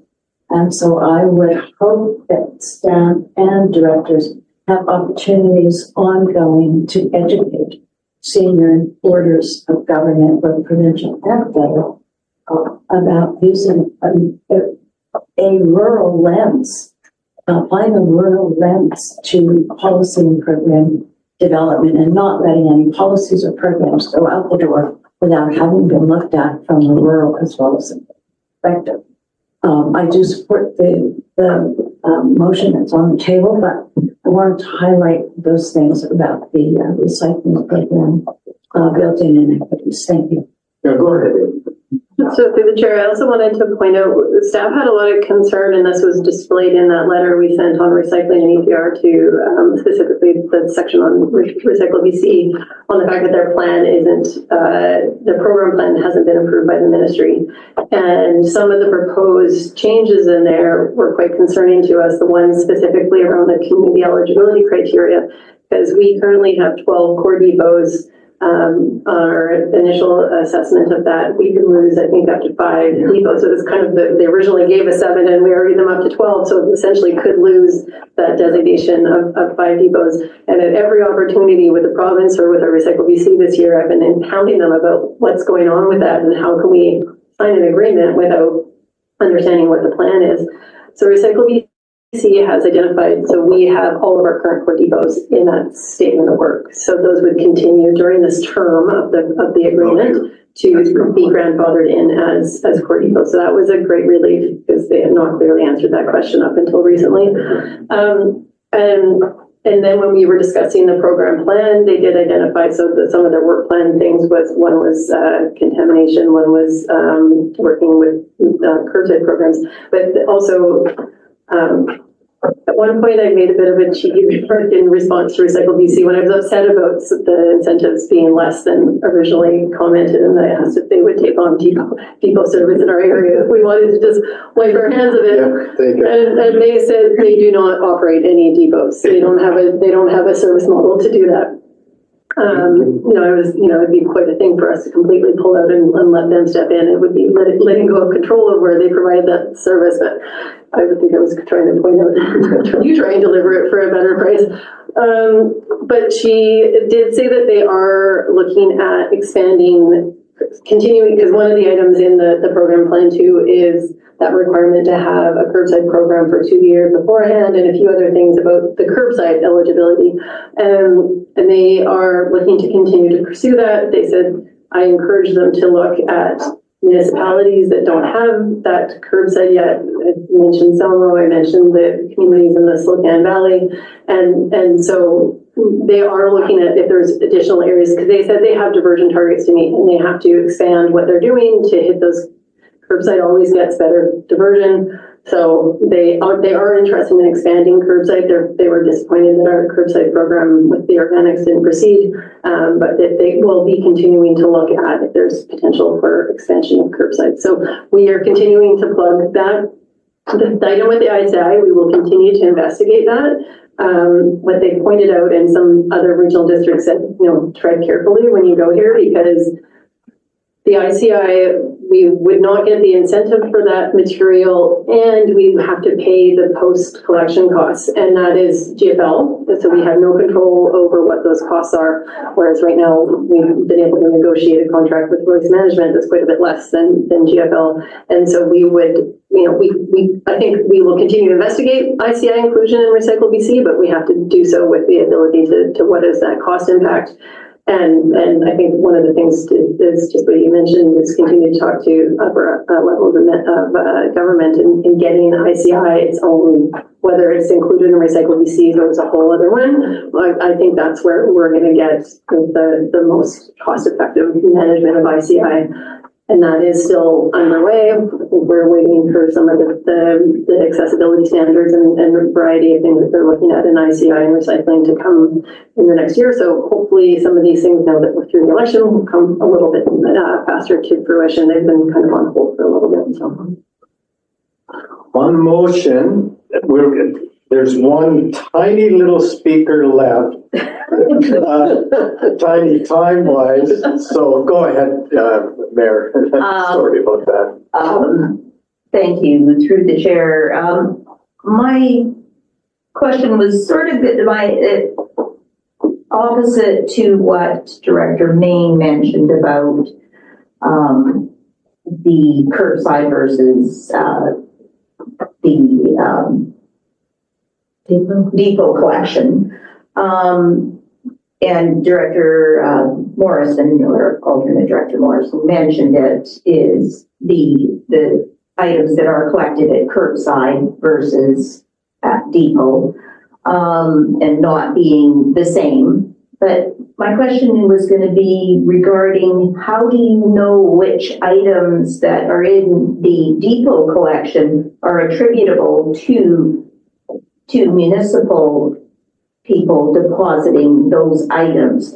Are you going through and saying, like, I know for a fact I do both because I feel I'm in a unique position to represent both, knowing we have a curbside collection and we want to maximize that usage to keep that service going for our taxpayers. And I want to be able to support the regional district, and but I only do deposit the items that cannot at this point be collected curbside. So I guess I'm not liking that there is negatives being attached to community members depositing their recyclables at the depots, when sometimes that there is no way you're going to know. Sure, some people will, or because it's more convenient if you're going to do your recycling, you're going to do it all at once. Why would I put it at curbside? That we have to provide the receptacles for people to use at curbside. You don't have to, that same thing doesn't apply to the depot collection.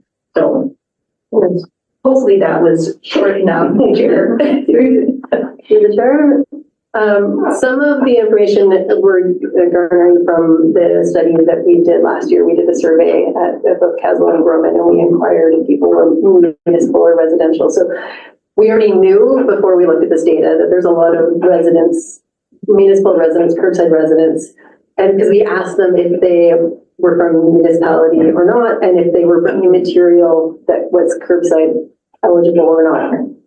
So we already know that there's a lot of residents, and I'm not trying to portray a negative view. The residents are allowed to use the depot. We're not saying they're not doing anything wrong. It's just that the program, the way it's developed, does funnel money one way or the other based on where it goes. So it's not an incorrect use, and what we can see in the tonnage is that you would expect the tonnages of the curbside materials at depots where there's curbside programs would have lower volumes of that, but they don't. They have a very comparable volume of, in some cases, higher than at depots where there's no curbside available. So just anecdotally, the information suggests that they're not as high, that there's a lot of material that could go on the curbside that is actually coming to the depot. So it's just, and this is a new change. So before there wasn't, in fact, the material comes to us, we get an incentive for that material. So we do get a benefit from that material to some degree. It does have an overall impact on the incentive rates for all the materials and even the curbside related materials. So once you go move up in that depot size, the incentive rate per ton is less. So it's hard to say what the cost impact is. It's demonstrating that we are getting more curbside materials than that could go into the curbside program. Go ahead. I would, through the chair, go even a step further. I think there's no negative connotation whatsoever for municipal curbside that have municipalities that have curbside programs, material coming to our depots. In fact, and we stated that from day one when municipalities signed up to these curbside programs with RBC. A municipal curbside program is incomplete without a depot.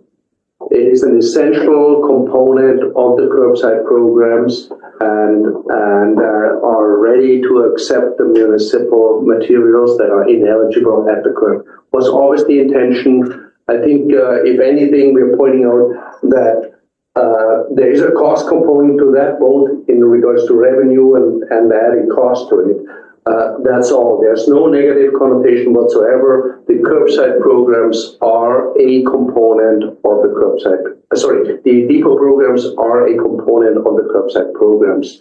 Without it, it would be incomplete. Thank you. I'll call the question. Does everyone know what the question is? You know the record? Do you remember that part? Yes. So all those in favor of the 5-year agreement? And is there any opposition? Those opposed? Seeing none, the motion carries and we'll go to the board. Thank you very much for the discussion. And we'll move now to item number 5, which is the HB remediation and closure project, the short-term borrowing, whether we go with one amount or another amount and then ask for more later. Elaine, please. Good afternoon, everyone. Can you hear me okay? Yeah. Thank you. Oh, yeah, sorry, Elaine, we're going to take a break. So we'll see you at 3, okay? Sorry about that. Thank you.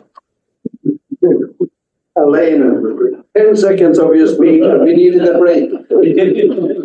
Sorry about that. I'm sorry. That's very I knew there was something I was forgetting. Yeah. But for once, I didn't have to go for a piece of my Right when I break, follow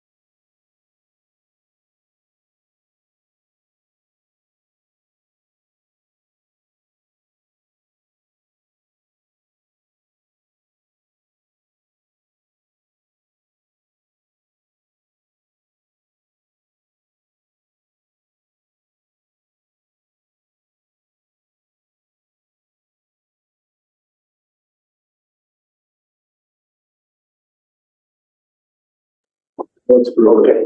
All right, ladies and gentlemen, we'll reconvene at 2:59.32. It's a Stephen Wright joke.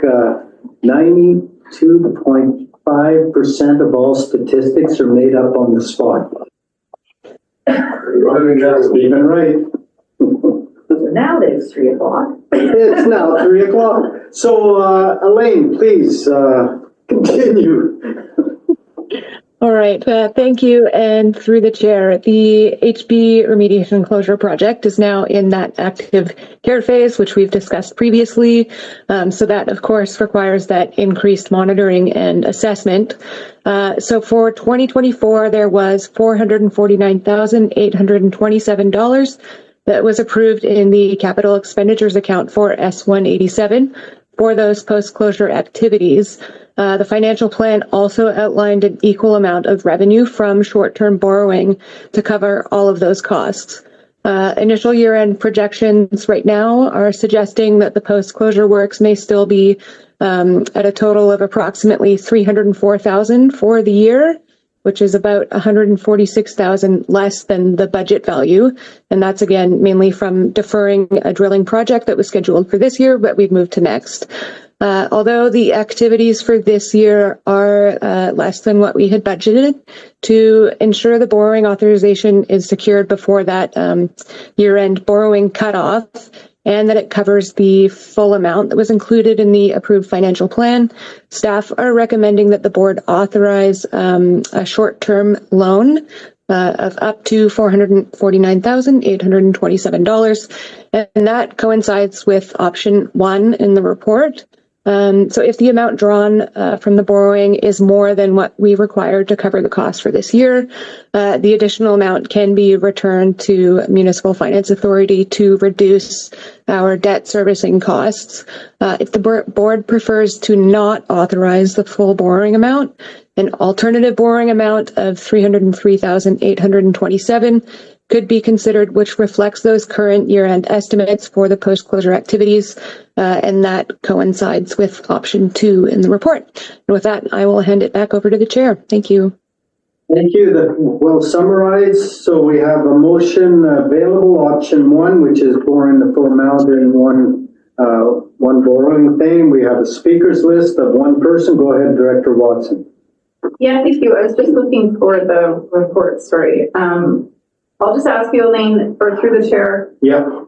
So the number that's being recommended to borrow, I understand we can return what we don't use, which is fine, but I did also note in the report that there were 2 capital works that did not get completed this year that we anticipate doing in 2025. So this borrowing would cover that, correct? And essentially saying that what we budgeted for will be what we should use unless we cancel those 2 capital projects, correct? Yes, go ahead. Through the chair, yes, that's my understanding, is that we could draw the amount for this year as needed, and then next year do a second draw for the remainder. That would be the carryover of those capital works from this year into next. Possibly Amy or Uli or Stuart have something to add as well. Sure, the request is up to that amount, so we could even, if we are certain of our year-end values, we might actually only go to MFA for the amount for this year. However, that would require either an additional borrowing next year for that work that's carried over, or some other mechanism of funding like reserves. And at the present time in draft budget development, it's, Central doesn't have a flush amount of reserves, and we likely would ask for another borrowing for that carried over work next year. So if we do the full amount this year, it just means that we'll carry those funds over and fund the works that are getting deferred into 25. Does that answer what you were? Well, quick supplemental. Yeah, please. So does that mean what we budgeted for the total works, noting that those capital works we didn't get completed this year were a part of the budget that determined that number originally? Are we over budget and that's why they weren't completed this year, or why we might have to borrow more next year? Or is it that borrowing has to be the year you do the work? We do need to do the borrowing for the works completed this year, because that was how that was to be funded. So we do need to borrow at least that 300,000 to cover up what we've spent this year. The works didn't proceed for a variety of reasons, and I can let Elaine speak to that. The only thing, we're not over budget, other than the fact that, and Elaine had that report that came recently where there's, I think it was about 80,000 in additional permit works. And those are in a 2025 budget item. And so that, we might be able to fit some of that into the borrowing amount, or would have to find it by reserve. Or by reserves, or budgeted. Motion's moved and seconded for HB. Who votes on this? I guess everyone? It's committee, all vote. I'll vote again. You're gonna It's tell me only that a every board, time. don't worry about it. I knew that. So you can all second it, was my point. Anyone can second it because we get a vote. Okay, any further discussion? Seeing none, all those in favor? Opposed? Seeing none, that'll go to board tomorrow for a vote by Central. Waited, okay. Okay, so thank you, Elaine. Regulatory reporting requirements. Amy, please go ahead. Yes, thank you through the chair. This came up after discussion at last committee meeting in regard to the hydrogeo, and there was some questions about what do staff required to do on a repeat basis. So I think that this demonstrates that there's a whole lot of compliance-related reporting for all of our active, non-active, and various other sites. And HB has its own other reporting or document because it is compiled as part of the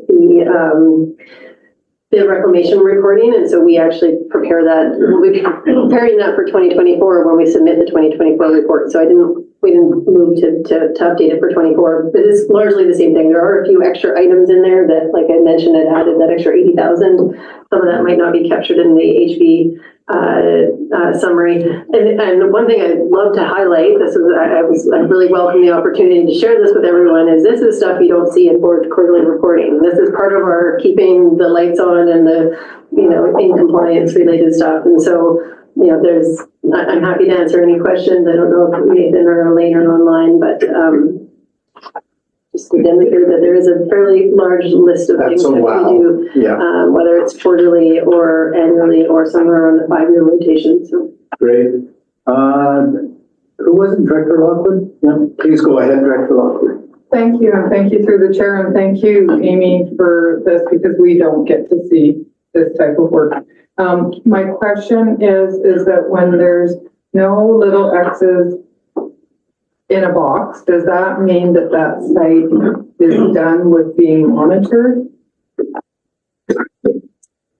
Through the chair, I think it's, if there's no box, it is identified. It should be in the year that, so there's a few where there's no boxes, so there's not something required in that particular year. If there's a row where there's actually nothing, I guess there's nothing currently needed. I mean, the ones that are popping out at me is like the one at Crescent there's nothing for a closure plan. Until we develop a closure plan, that's not required. It just must have been a carryover from other items. Supplementary. The only reason I'm asking is because of HB. We're 20 plus years down the road, and we don't know if we're going to be 20 plus years down the road to keep doing it, because as government changes, things change. So that's all why I was asking is if it doesn't have an X in 2026 on here, we know of no requirements for that area. That's what we think that we have right now. Through the chair, I'm not entirely certain I understand. So HB isn't in that other list, and it's in the ones that are on page 150, starting on page 150.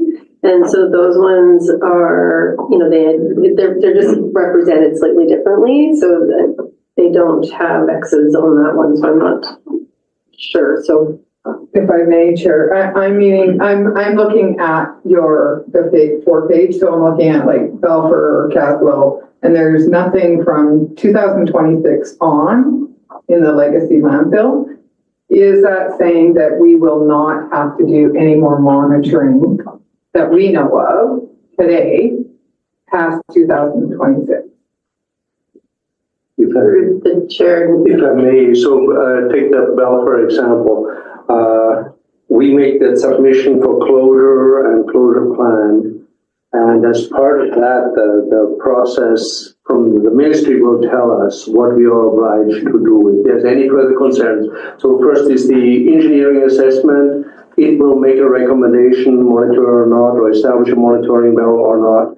And the ministry then will comment on this, accept or not accept, or make additional requirements. And that will determine if there's monitoring to be done or not. All right, so, okay, great. No, this is good. Go ahead. Thank you, Mr. Chair. I kind of was hoping to have it all figured out by now, but I'm a little bit slow in the uptake. What is EMP and LGFG supposed to mean? Apologies, we should have put there's a definition. Yes, environmental monitoring program. I got the And last. landfill gas. Oh, that one threw me because GHG was below it, and I knew that one. OC is operating certificate. So, sorry, we should put definitions on these, especially when Not anymore. I think everybody got it now. Thank you. There was another hand. Oh, Director Watson, please go ahead. Thank you. Through the chair to staff in response to Director Lockwood's question, I think in terms of HB, there is ongoing maintenance that will be required regardless. If we're looking at the landfill closure, that's different at Central than HB. Yeah. So I think the landfill closure could be completed by 2026 if that's what it's indicating. But HB itself is going to have ongoing requirements for monitoring for what, indefinitely? And through the chair, a lot of the legacy landfills, we don't currently, there's no wells, we don't sample. So we don't currently have anything on the go. So until we bring these assessments and plans to the ministry and they dictate what our future monitoring, landfills generally have a 25-year monitoring period. A lot of these haven't been built since over that period of time. So we might have missed that window, and we don't know yet what they're going to tell us. We actually expected it to be fairly complicated. We had a meeting with ministry staff, and they were very helpful in directing us to sort of an approach to this that could lead to at least amount of work on the sites that don't require it. But we don't yet know what they're going to ask us to do. And if I may, specific to the central landfill is not something that we seek to close the permit, because the decision at the time was that if there's ever an intent to reactivate that site, we hold on to the permit for that purpose. We can revisit that if that's the intent of the directors, but at this point, we are not closing out the central landfill permit. Okay, and sorry, supplemental was HB has ongoing monitoring requirements. Absolutely. Indefinitely, as far as I understand it. Yeah. So I think that's what you were asking. No, I know that. Okay. These other ones don't have little X's in those little boxes. And I was excited that maybe we could take some of them off. Oh. Because they didn't have anything for 2026, but it's to be determined still. So yes, we will be monitoring for the next 25 years. Well, through the chair, we have the landfill, those legacy landfill closures budgeted for 2027 or 28. So once we get these plans and know what closure means, you could see the end of it in the 5-year plan, but we're not. It's again one of these things that we spoke earlier, through the chair.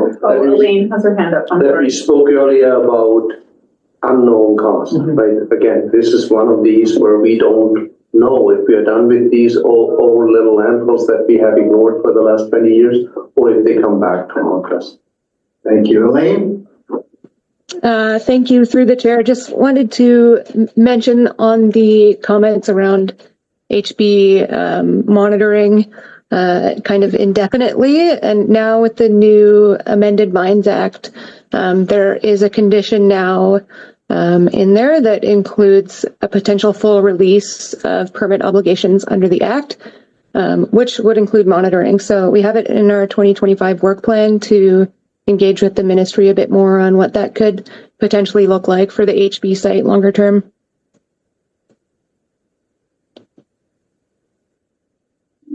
It's getting bigger. Okay, well then, thanks. Elaine, no motion, I don't think. Is there a motion? Oh, yes, it's a borrowing. All right, is it moved? I can't remember. It's moved and seconded? Yeah, we moved on. That was the previous one. We don't have. We have no motion on this. Requirements, right. So we have some correspondence, if anyone wants to comment on the kind, thank yous from people. Yes, go I'll ahead. just intro it. We included the letter that we sent to the minister earlier in the year, just so you had them together. So the first item there is, I think starting on 151, is the response from the minister. Well, I'm personally disappointed in the response because there's not a lot there. It's basically told us they're working on things and to hold on.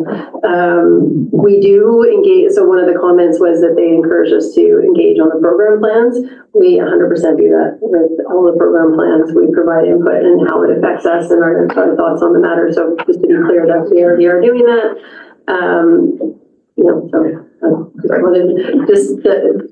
There wasn't a lot of action and there's no action in here. So A lot of acknowledgement, thank you. yes. For being so good at us to help them. Chair, you had a comment. Yeah, I'm increasingly less interested in talking to ministries. Because every time we get these letters back, whether it's a resolution that they respond to us a year later saying, here's how it works, and it makes it seem like we don't know what we're doing. Or these letters were exactly what Amy just said. Like, yes, we know what the process is. Yes, we've been engaging. In fact, like, could we send you? No, we won't send you, but we've been over that. I find it really frustrating and almost condescending that they continually make responses that make it seem like that's not the reason why we actually reached out to you and did you listen to us? And so I mean, this is across all the things we do. Yeah, we met, thank you. Don't remind us of all the reasons why we got to meet with you or that we need to meet with you again, because it does give the impression, if the public reads this, that we don't do those things. And we do them all the time, 100 times for a decade. So just thanks to staff. I appreciate your patience. I'm running out of it. And I'd like to be able to engage our provincial government on a more functional level where at least their responses can acknowledge what we brought to them. Thank you. And I guess the lobbying overtime and meeting with them, we got double the recovery rates. So that's some progress. Anything, Hans, Director Cunningham, please go ahead. Thanks. One final thing is, in addition to what Director Watson said, sometimes maybe we should be talking to the other orders of government and the other parties. Maybe this is the way to stir up some stuff. Because quite frankly, when we took, I agree, it's very frustrating to talk to them and they just repeat the thing. There's form letter A and send it back to you. And so what happened if we talked to, say, the Green Party or the Conservative Party about these good things and problems we have? Then they can take up that stepping house if they feel like it. Maybe that's one way to get some kind of action. Just a suggestion. Thank you. Anything else about correspondence for receipt? Amy? All right, we're moving to our schedule for 2025, which is exactly the same as this year. It has 12 meetings. All of them at this point in time are designated as joint recovery, and certainly there seems to be the potential need for sub-regional meetings. And Director Popoff and Director Jackman both have comments about that. So rather than moving the motion, what is your thought process, and then see what we get to. So go ahead, Director Popoff. Yeah, I did craft a motion here that I'd like to move, but like you said, my thought process is when we had that tipping fee assessments and system efficiency study, there was a lot of suggestions in there how we can manage our resource recovery operations throughout there. And the indication, at least from the west side, is that we'd like to have a sub-regional continuation of that discussion and other items that come up that staff can identify that can be discussed sub-regionally, so we don't have to sit here till 4 or 5 o'clock in a joint resource recovery meeting and then just bring the result back. So that's my comment on that. I do have a resolution here that I'd like to move, given the opportunity, Chair. Let me just go around a bit first and then we'll come back to you. You're first in line for making a motion, okay? Thank you. Promise that. And noting we have 3 budget meetings coming up in December and January that are sub-regional. Go ahead, Director Jackman. Yeah, thank you. And maybe inappropriately, I might have put something in chat prematurely, probably what Director Popoff is thinking. I'd like the placeholders as listed and ask staff. You want to give some sort of longer term things, say one land acquisition issue for staff to say by January, well, you know, we've got a placeholder for East in April, and maybe there should be a placeholder for West in June or something like that. If we hold these dates as a direction to staff, not a recommendation to the board, just hold these dates and let staff tell us where would they think they would be able to answer our sort of difficult issues that just have taken a long time, and use those as potential placeholders for subdivision. All right, that's part of why I'm pausing on your motion, all right? So staff, what do you think of what sub-regional chairs have raised in regard to not necessarily increasing the meetings, but having dedicated sub-regional meetings for issues that may arise? Would we add a meeting and keep these, or change one of these to sub-regional, or how would you like to approach it? I mean, we can certainly do this now, but we do have another efficiency study discussion coming up at the next joint. And one of the topics is around administration of our services acting like 3 regional districts and things like that. Maybe it is appropriate after we had the discussions around these items in the efficiency study that point out the somewhat heavy administrative load that we have as a regional district in comparison to other regional districts. Maybe that's the appropriate time to determine the number and fixed schedules around sub-regional meetings. Let's throw that out for the discussion. Chair, this is what I'd like to do. I'd like to pass this motion. So, Director Morrison, please go ahead. I don't shouldn't pontificate. No, go ahead. Just a reminder of having sat periodically at this table, maybe far too long, is that there was a time when we did not have a monthly joint resource recovery meeting. And given that, if I was to reflect on the budgetary costs, joint resource recovery meetings are the most expensive meetings that we sort of hold. That's a meeting that isn't the board meeting. And so I would like to see, hopefully in an efficiency study, that we would find some efficiency in the fact that meeting monthly is not required. There you go. So go ahead, Amy. Sure. So what we had intended with these joint meetings as well was to have a placeholder, and that they actually could be swapped out for a sub-regional meeting if there wasn't a need. I think this year we canceled at least 2 joint resource recovery meetings because we didn't have items, so it was they are there. And I think with a couple of them we replaced them with either an East or a West meeting because we didn't have anything for the entire joint committee, but we did have a couple of items, so we utilized that time. The past few years, we've had a lot of really regional based items, a lot of recycling, a lot of composting, the curbside. There was a lot of things that really were beneficial to have that conversation and even so that others could hear what some of the other areas were doing. So I found that helpful because then it's sharing the information once and getting a really fulsome discussion. I think, and so one other thing we discussed, I think a year or so ago, was that we could hold a sub-regional meeting on the same day and time. And I think the directors at that time agreed that that meant that we could do it cost effectively. So there wasn't another meeting stipend. It would be done sort of in the same package. There's been some challenges with that because you have to set the times as to when they meet. So we could consider trying to be a bit more firm on that, whereas, maybe we have a nice meeting that starts at 3:30, and this meeting just has to be done by then, and we commit to making it through. And I like, we're quite relieved when we don't have to have a meeting because there isn't enough items, but you should see the amount of stuff that comes through this department. Having that ability to know that there's a meeting coming up next month, if we can't, like what we just did with the engineers reports and even the RBC documents, sometimes we don't get things until quite near the end. And so it's important, like with the Recycle BC thing, we had to make a decision by December 16th. So we wanted to get it to you now. So there was time for some negotiations if you wanted us to pursue that. Knowing that if something comes late, it's not going to be that we have the ability to catch up on it next month. So I like the ability to have those placeholders every month. And we are quite happy to drop a meeting if we don't have to. I'm happy to host sub-regional meetings.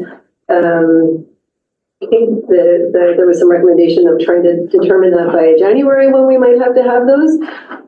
I mean, we can try. I think the caveat there would be that would be subject to change because there's things like with the lands where there's a bunch of parties that are bringing information to the table that we don't always have control over. So we can try and target it, but knowing that if it doesn't make that time, we'll either have to set another one or allocate part of that next joint resource recovery time to be a sub-regional time. Yeah.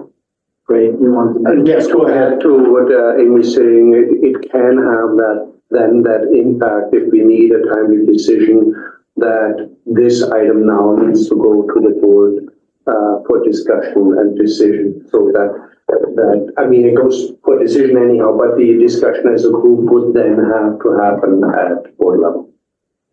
So to summarize, if we pass all 12 dates, we remain fully flexible to change the purpose of any of those dates. And if the chair was more disciplined, for example, today this meeting would have been over at 2:30 and we could have had a central. But no, he lets everyone talk and what have you. So we've got that kind of flexibility. So my recommendation is to just pass this, and we all know that we need the flexibility to have sub-regional groups, and the chairs work with staff to ensure that that sub-regional issue that can't be handled at joint or shouldn't be, would then set up a separate meeting and we would create that space to have perhaps 2 meetings or just the one. So my recommendation would be to move the recommendation as stated, knowing that Director Popoff and Director Jackman's issues are, and Mayor's, if it's not needed, don't have it, are all part of the consideration. Yes, Mayor Lockwood, Director Lockwood. Thank you. I'm just wondering, because I don't read this as a motion, but if it is a motion, if we just remove the word joint and put the 2025 Resource Recovery Committee meetings, and then that leaves it open, that is not just for joint, if this is a motion. I don't think that dates need to be a motion, but There is no motion for this. Yeah, so I guess those are the dates. So there you go. Those are the dates. So only what you want. There you go. I talked too much. I missed that. So those are the dates, folks, and make sure they'll be put in your calendars. And chairs will work with staff to make sure that it's well used for the most appropriate and least time wasting for everyone. Thank you. Chair, if I can move the motion, I believe I heard the discussion here, and I think this captures it all. It can always be amended as we move forward. So my motion would be that the dates I identified for 2025 resource recovery meetings be added to the 2025 board calendar as listed, with determination of which meetings will be joint resource recovery and which will be sub-regional to be confirmed. And I had a January 2025 meeting, but I will put in there at a later date. Period. Yeah, at a later date. Meeting based on an assessment of potential 2025 sub-regional agenda items with estimate best timing to address those items for each sub-region being recommended by staff. You got that, right?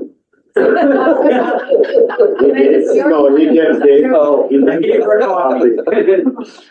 The only change is later date rather than January. Just a second. The chair is just contemplating it. Is that in order? Well, can I just provide the context? Yeah, So- from the executive committee. So our calendar dates are not approved and they're not a motion until December when it's all one calendar. You don't need to make a motion for this. You don't need to suggest that some will be sub-regional meetings. When we do the calendar in December, that's a motion. We approve the calendar, and if you want to make amendments, you do it within that context. It doesn't mean you can't do this motion, I'm just saying you don't need it. These are That's the what I dates. was saying, Walter, that rather than put it forward to the board to then pass tomorrow, to which it isn't passed because it's in December, that we just wait for December and then work it out. Meanwhile, we all know what we're needing here. Thank you, Chair. The intent is that we do schedule some sub-regional. Yeah, and we've got that. So it's that's advice. Other than the budget meeting. Notice to And this staff. has not happened in the past. As Director Morrison mentioned, we didn't have a monthly meeting on joint resource recovery, but we could have sub-regional meetings. Yeah, so we got it. So the intent is there. It's like one of those things where you don't need a motion. Stuart says, yeah, the staff have got the intent of what is being covered. As long as the intent is carried Yeah, out. Thank you, that's Chair. good. Yeah, thanks. So we'll see this in December. Public time, so I'll turn it to public time now. At 3:30 PM, I now offer the opportunity for the public. There's an observer there, and Director Jackman got heck once for being too quick on not giving people a chance to unmute. I think we can thank everyone for their participation and the power of the joint meeting where issues were raised and problems in West with no weigh scales and what have you. Very good points raised. So why don't we have a motion to adjourn? Motion to close the meeting to the public. Oh, that's why I've got this. So can I have a motion to close the... So moved. I wasn't gonna take it. And then she said, no, you need it or you'll forget. Sorry about that. It's very important. So, it's moved and seconded that we, recess the open meeting and, convene and close for the purposes allowed by the Local Government Act, et cetera. So all in favor?